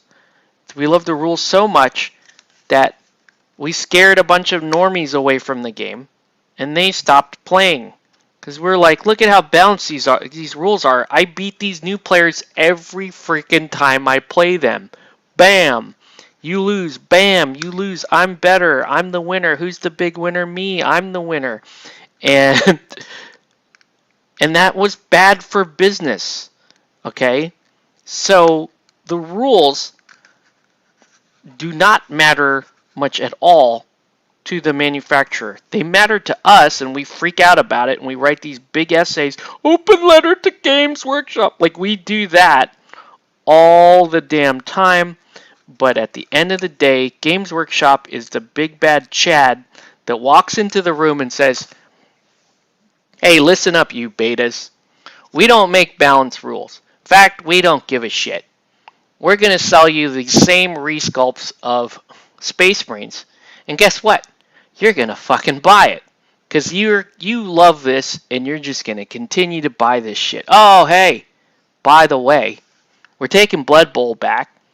I know, you were super loyal to that game, and you put your whole heart and soul in it. Well, we're throwing your team out, and you're still going to buy it.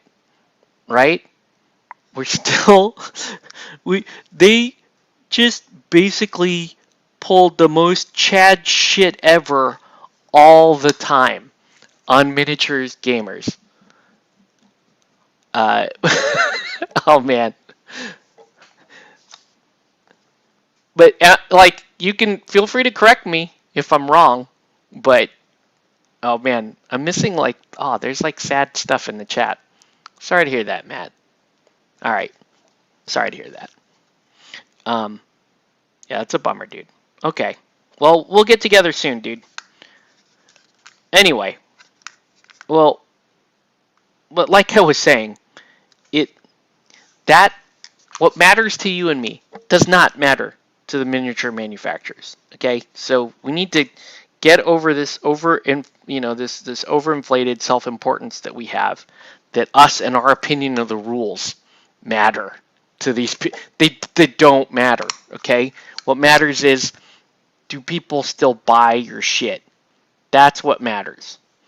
And in the case of Games Workshop, they've literally done everything that all of these self-professed miniature gaming experts, you know I'm talking about, the people that have 50, 100,000 subscribers on YouTube. They're like, hey guys, on behalf of the community, here's an open letter that I wrote to Games Workshop about how imbalanced 9th edition 40K is. Like, they write shit like that to the manufacturer. And it doesn't matter, okay? You know what the problem is? The problem is you're still here. And in Games Workshop, they really could not care any less. They want more normies in the store buying shit. They don't want you. You're the problem. And I hate to be like so blunt and horrible about it, but am I wrong? Not really. Okay, rant over. Gentrification of miniature games over.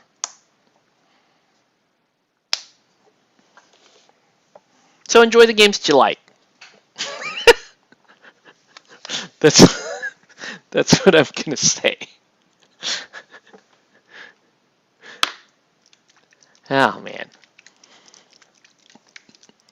At least at least Matt came in here with an actual gripe instead of my shit. My first world problems. Yeah. I'm gonna kill that damn fly. It's flying in front of my face. It's mocking my existence. It does not care how I feel about Games Workshop or their rule sets. Because that fly is reality.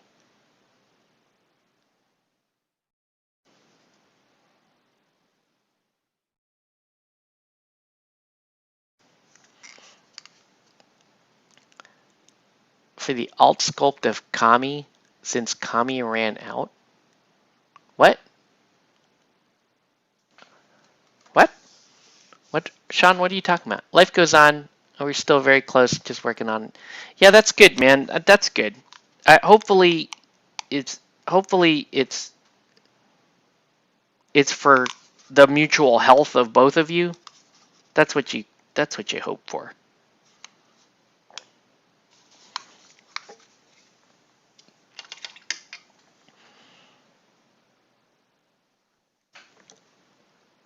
But hey, at least you were able to come on and hear me call Games Workshop a bunch of chads. Because that is true, man. They just put all those punks in their place. Hey, we're going to show you, JW. We don't like your rules.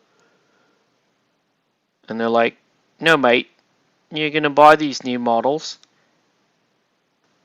They're the same models that you bought last year. And you're still going to buy them. Those models, still buy them.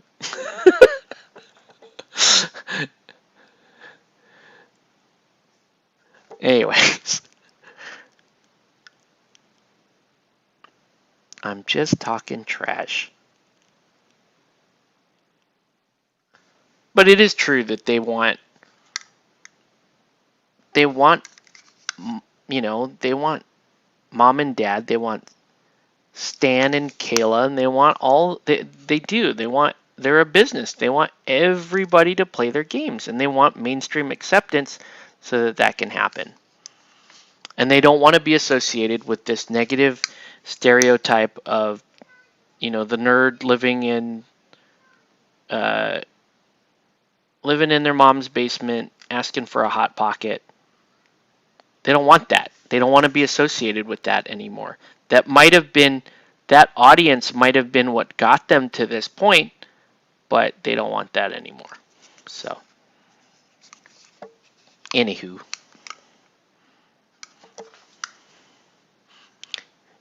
You gave me a random miniature during the fundraiser who has 2 guns. Oh! Who did I give you? Probably an Anima Tactics mini? I don't know. Or was it a Malifaux mini? I know that is one of the things that I'm really excited about, though, with Guild Ball being officially dead. is we can take sculpts we don't like and just straight up put down who we want. Like I could put Bane on a 50 mil base and make him my vet cat if I wanted to. That's kind of cool. All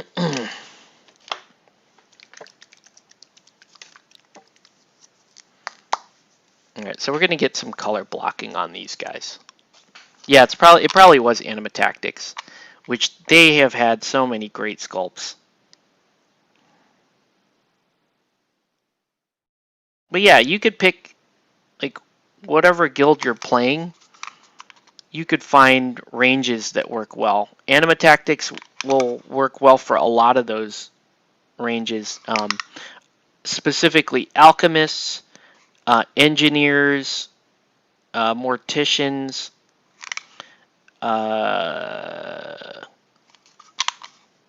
alchemists, engineers, morticians.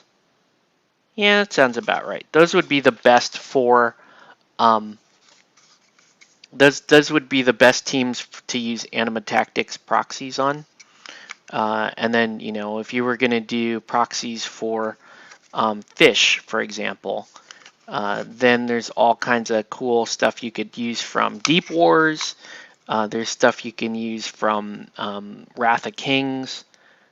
You know, if you're going to do butchers, there's just basically almost any kind of fantasy or horror would work for butchers.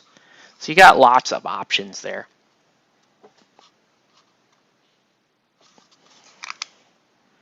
Okay, Nelson, your idea of multiple color robins is really starting to grow on me now. Starting to like this quite a bit.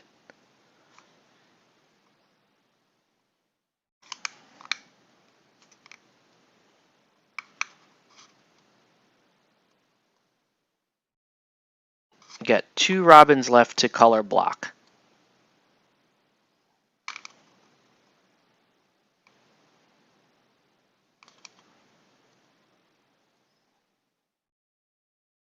Whoops.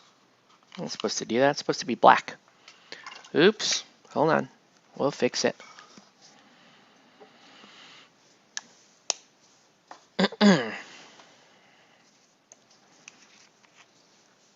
The last 2 robins here are kind of crouching.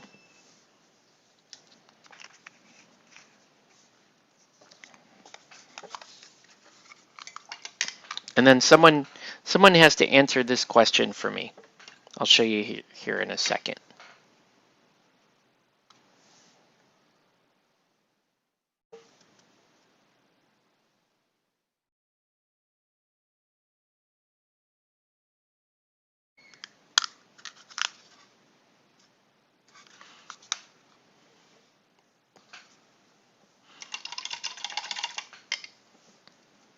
All right. Yeah, at first I was like, what? That's going to be kind of weird. Now these look kind of cool. All right. Now you know, he reminds me, this is really sad. Do you remember that part in Platoon where Willem Dafoe, Sergeant Elias, is trying to make it back to the chopper and he just got shot by Tom Berenger and he's running and it's like Duel of the Violins is playing and he sticks his hands up in the air like that. It's like, ah! That's like, anyway, sad. Okay. We got 2 crouching ones. You've got, you know, heroic landing on rock, or almost like surfing on rock. We'll say this one is surfing on rock, and this one is popping a squat, shitting on rock. So which one is which, Nelson? Surfing on rock is who? Shitting on rock is who? What color are these robins?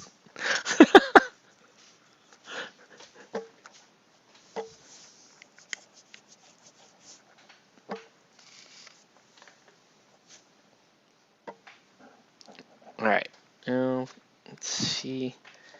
Oh, while we're waiting on that, I can do this.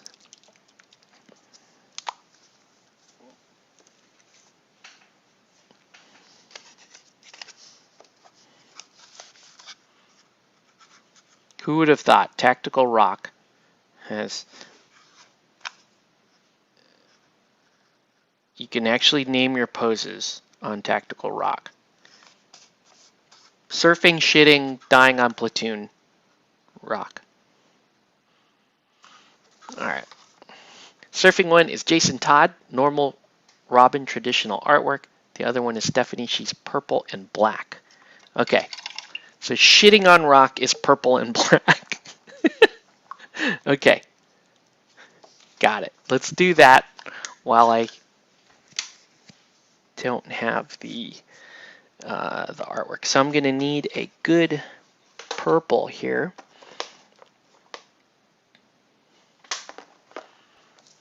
We're going to do this. Purple and black. Got it. So sleeves purple. We'll do the inside of the cloak black. Okay, I think I got this. I got this, man.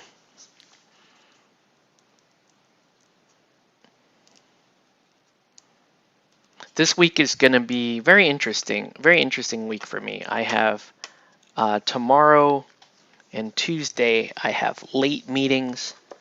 Wednesday, I might be able to actually take off of work. I'm hoping, fingers crossed. And then, yeah, we'll just have to see. I still may have to take a meeting in the middle of my day off, but that's okay. It'll be a short meeting.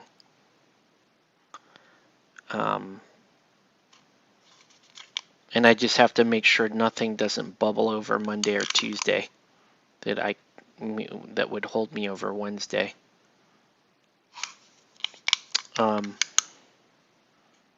My son is starting first grade remotely, which is, from what I can tell, my wife taught high school. Last week was her first week teaching. So she's teaching, obviously, this, 5 classes of high school kids remotely. And that was a nightmare. It's been pretty bad. The school districts and things do not have good plans in place. They did not, their training only goes so far in training all the teachers, which have not had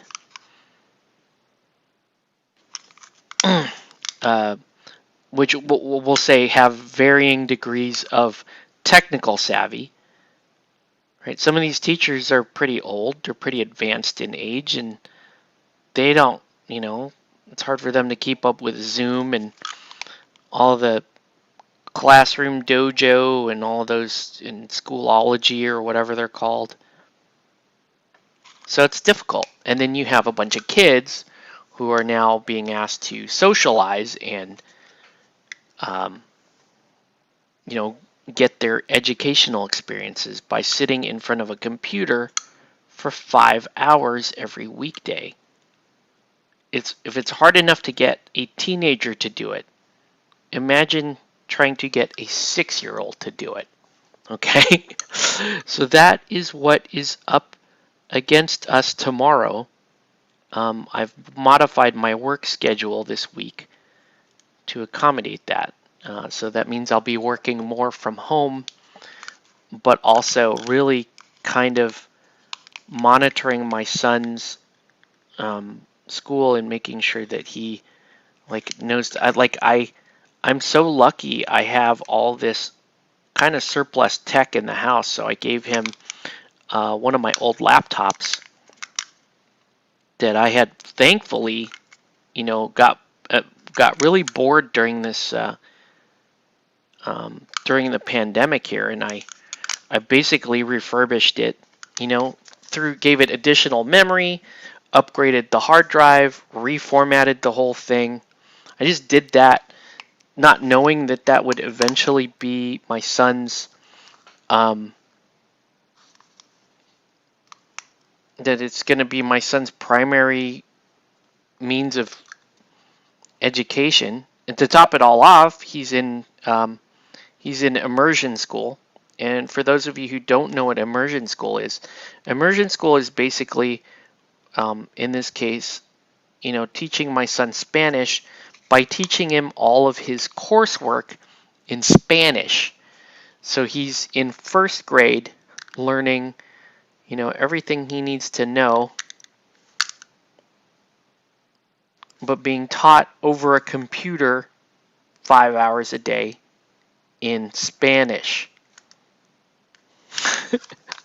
So let's keep our fingers crossed and see how this is going to work out, because I'm not going to lie to you guys. I'm a little skeptical. This may not be the easiest thing in the world to do, is to keep a 6-year-old boy entertained in front of a computer for that long. I don't know. If worst comes to worst, they talked about having him, in a his own little classroom style thing. He's going to be down in this room with me. I set up a little. He's got his own little classroom area behind me. I'm going to be using this area to do my work remotely. But I don't know. Like if I get bored enough, I might just clean up that table outside and park him outside so he gets a little fresh air and some sun at some point. That's been like so important to me during the whole lockdown, is making sure that my kids they need sun. They're little kids. They need to play outside. You gotta have that. And as it would turn out, vitamin D is very, very important for keeping your immune system up and fighting off this bug here. All right, we need a little bit of shading on this purple. So before I do the black, let's introduce some shading on the purple.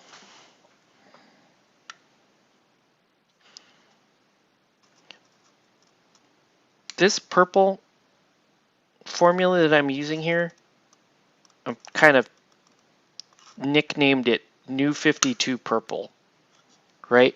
Because this is like the New 52 Purple that you see on Batgirl, some of the Catwoman art. What other? There are other like Batman characters. Like, oh, the New 52 one has this purple.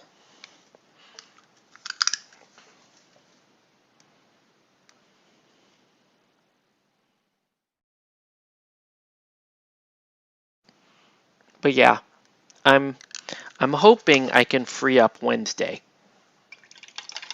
That's my hope. Yeah, that maybe I can get my son kind of started up on school, and then I can maybe cut loose a little Thursday morning. Maybe try to get in a game or something. We shall see.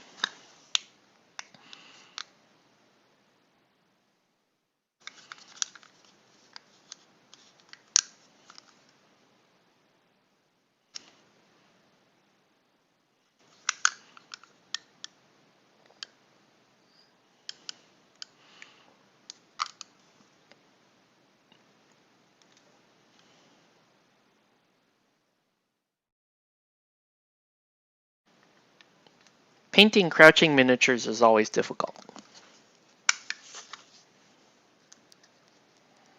Luckily,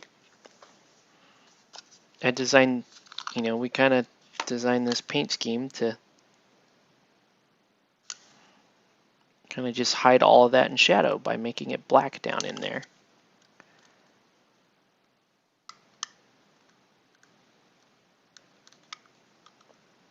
Okay.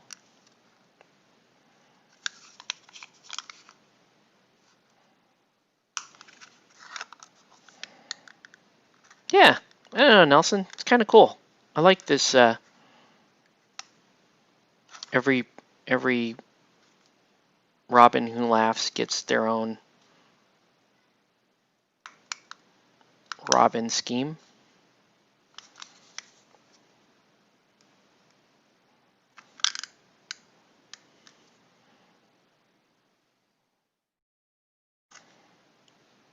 Pretty cool.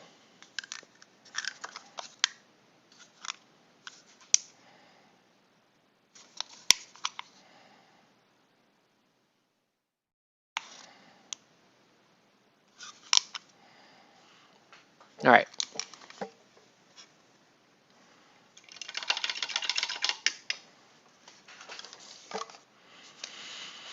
And this dude just gets to be Robin.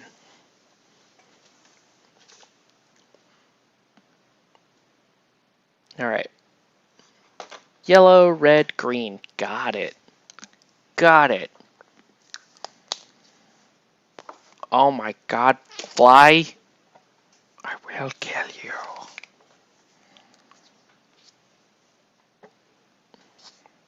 Yeah, tomorrow's gonna be nuts, dude. So I gotta get up super early. I gotta get my 3-year-old ready. I'm gonna bring him to his preschool in Irvine. I'm gonna come back here. I gotta run I run my department scrum meeting, which I've moved up. So 7:30, I do my department scrum meeting, and then I get Octavius up, and I got to get him ready for school to come down here, boot up his computer, get him live, ready to go, and then I am back doing work. Doing my own work, I should say.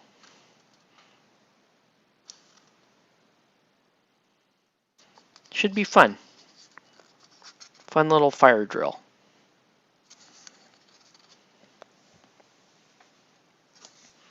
What could possibly go wrong, guys?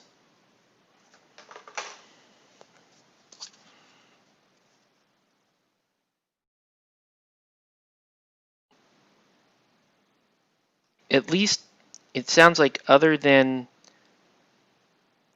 getting my son to simultaneously understand how to operate a laptop and 3 different programs, not just one, right? They couldn't have just done it all on Google Classroom. That would have made too much sense. Uh, my son has to be able to log into Zoom, Google Classroom, and Class Dojo. So this is going to be fun.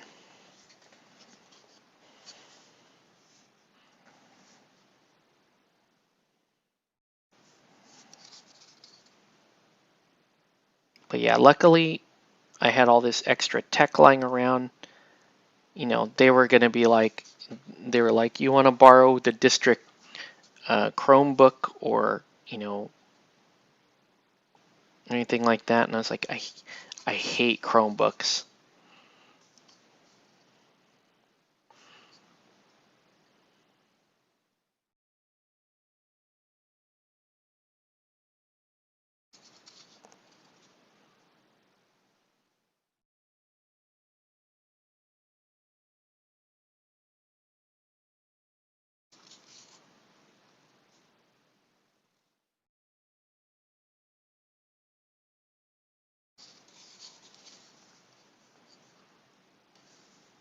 All right.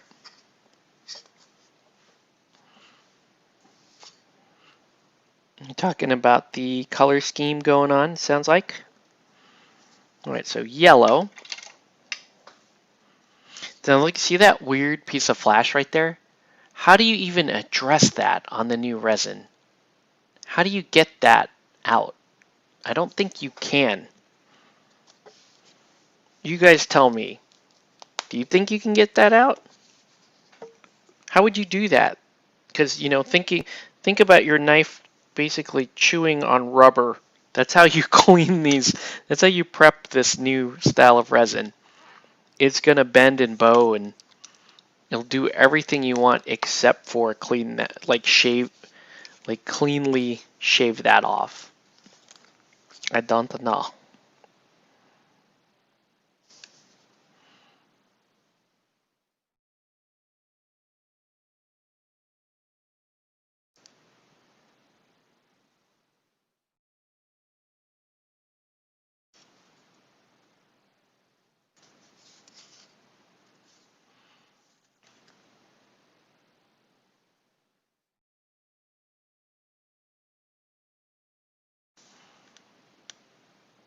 Ugh.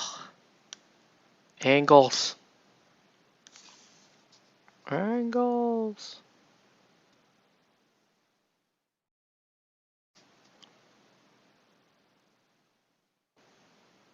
By the way, thanks everyone for coming and hanging out paint day and nearly dying of heat stroke with me. I really do appreciate that. I was worried that I was going to be out there alone to die on Saturday, because that was not the best idea. let's just say that was not the greatest idea, but it was an excuse for us to hang out, play some Guild Ball, paint some models. Nelson, the thing that you were painting, the Monpok thing, was awesome. Definitely the best thing painted at that at the paint day. But I think we're taking a mulligan. I think the store is, they may ask me to redo that day because it was just too hot.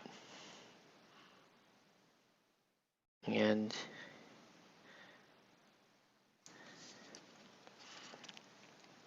I think only 2 of us painted the Manticore, who looked exactly like Luis Guzman.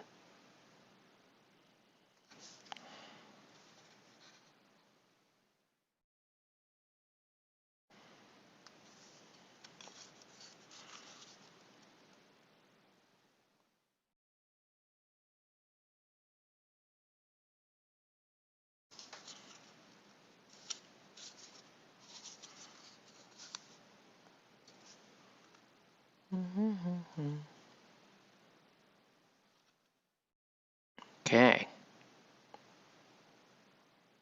So once we're done color blocking these guys, yeah, it was fairly hot that day.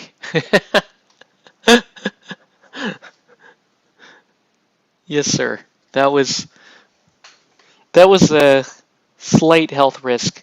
And to be fair, Kelly did ask me, like, as we were setting up, she was like, "Are you sure you want to do this? Do you want to just cancel today?"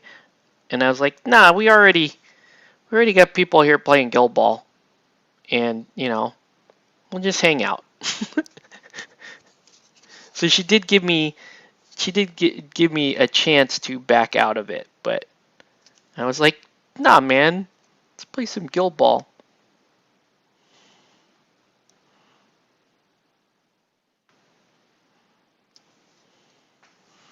Greg Leach was supposed to come, and he was coming in from the IE, and that would have just been where it's normally 10 to 15 degrees hotter.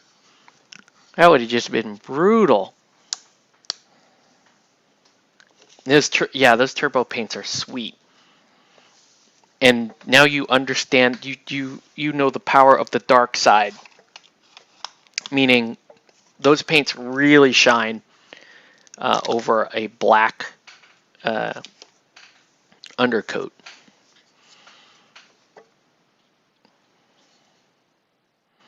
He looks like he's supposed to be holding something in that hand. Like he's going to be holding a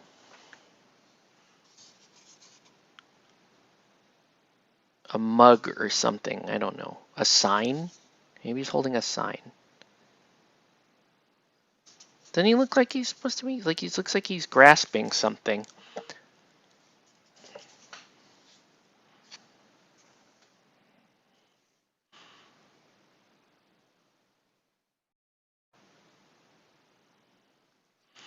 Okay, criticize that Robin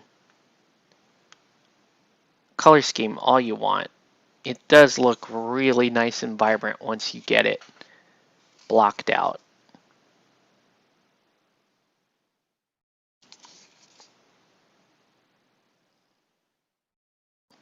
I just always criticize the booty shorts. But hey, you gotta love the booty shorts. Aren't they supposed to have green booty shorts? These guys, you could barely even see the booty shorts.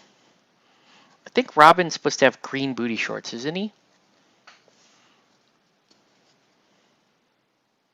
I always recall him. I think they're supposed to be green, not yellow.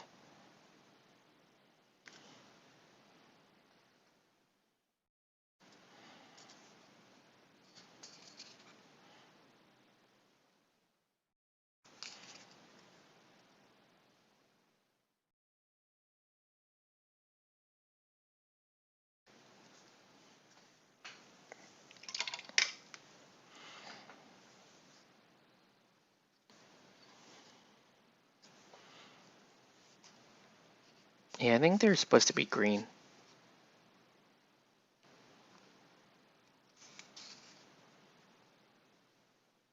Oh man, I see that flash in there, right there. I was supposed to. I tried shaving that off, and it just kind of laughed at me.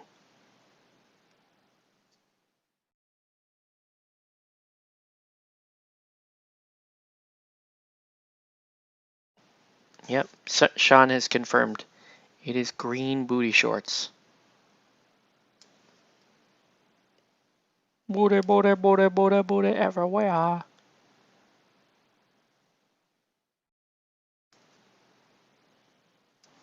You go, Robin.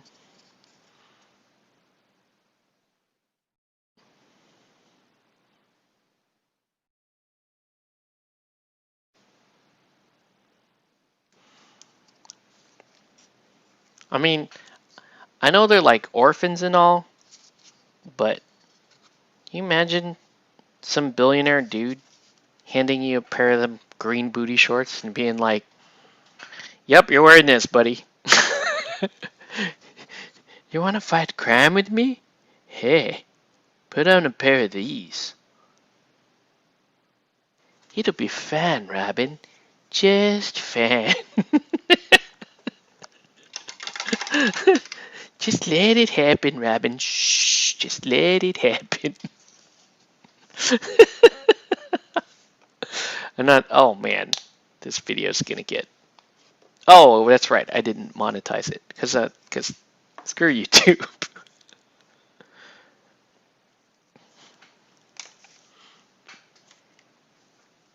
All right, let's go ahead and the robins are coming along. Oh yeah, let's do that. Okay.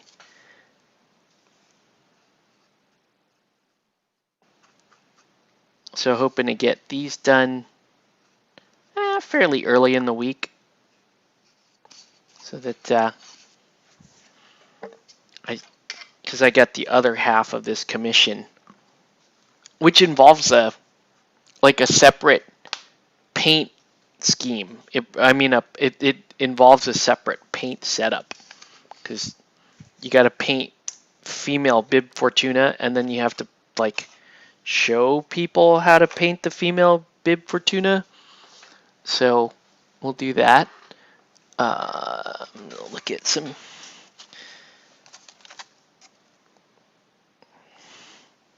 Quick question: is this Hawkman's helmet? Asking for a friend. Did Hawkman? Did Gentleman Ghost do something to Hawkman?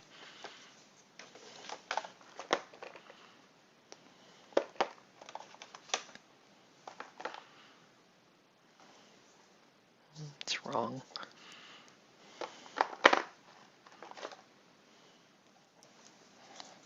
Turned Batman into definitely didn't kill himself.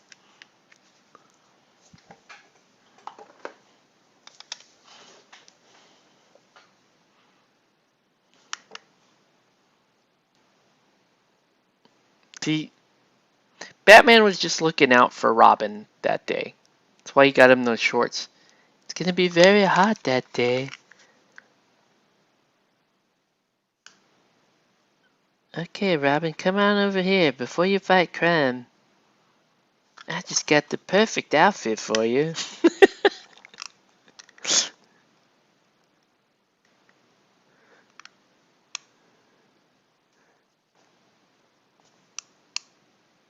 Oh man. That's why this channel will never be in danger of going mainstream because of wonderful commentary like that.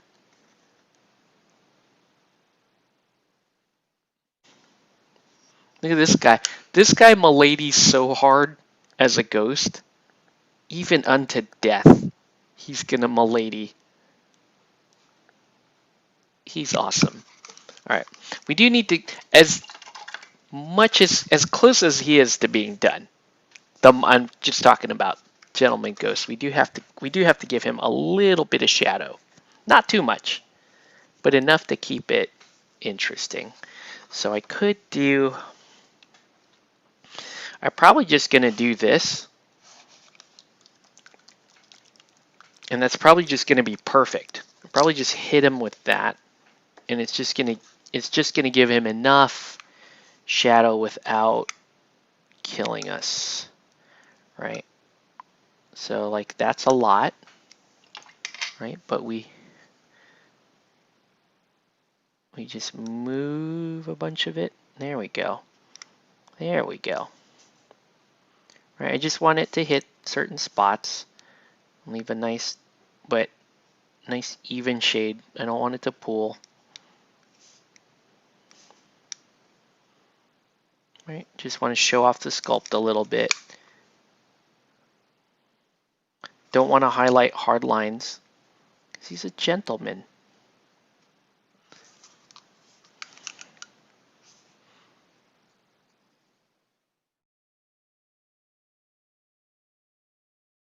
He's like what's his name? Ralph Tresvant. He's a stone cold gentleman. For those of you versed in late 90s R&B.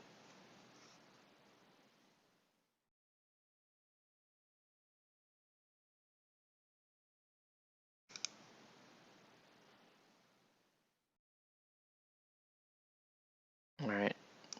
Yeah, just don't want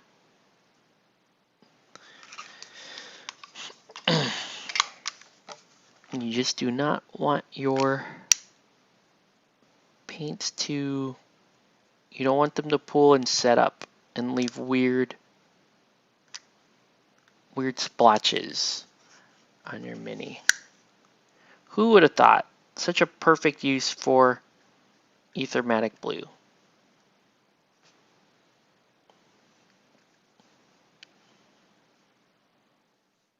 Of course, I sprayed all of these undertones first. It's actually a zenithal prime of a couple different colors. But it looks nice when you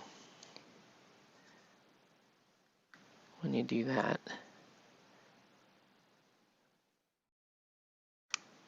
Okay. Get into the shade here. And again, you just don't want it to pool. I'm getting some pooling different spots. Right? You just want this to be super smooth.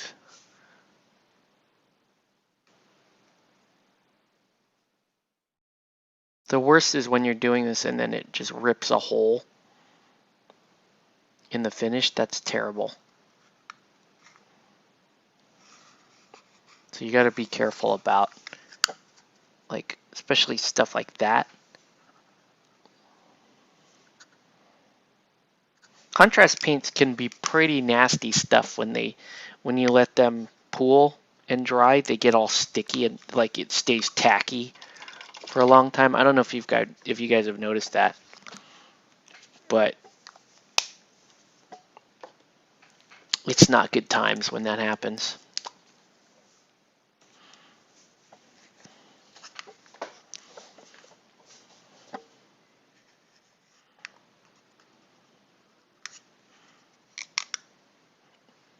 This is a cool model to paint because once you figure out the scheme for the ghost, it's pretty fun to implement.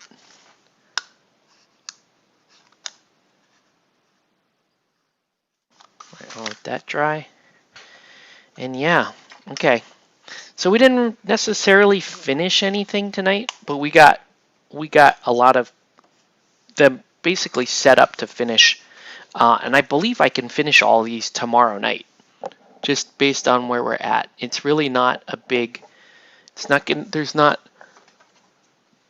We're past most of the challenging parts on these models. You know, a lot of the skin and the faces and that kind of stuff. But yeah, we're gonna let Gentleman Ghost. I'm gonna let him dry. But you can see I'm really liking this idea of the different Robins, and you can tell who's who. Right? That's so cool. That's a really great idea, Nelson. I think I had my doubts, and then once we've implemented it, now it's gonna look pretty cool on the table. Which just means you owe us a game of Batman. You could beat up my Doom Patrol if you want. They're pretty terrible. Well, yeah. All right, guys. So yeah, we're at the point where we're gonna let this stuff dry. I'm gonna kill a fly and try not to wake up my kids. But that's gonna do it for this video. Let me know if you have any other comments or anything. We'll give it another minute or so. But yeah, I'm excited to finish these. It's interesting too that the boss, the Batman Who Laughs, he's pretty simple paint job actually. He's just gonna be, we just got to get some of that lighting on him and then paint the base.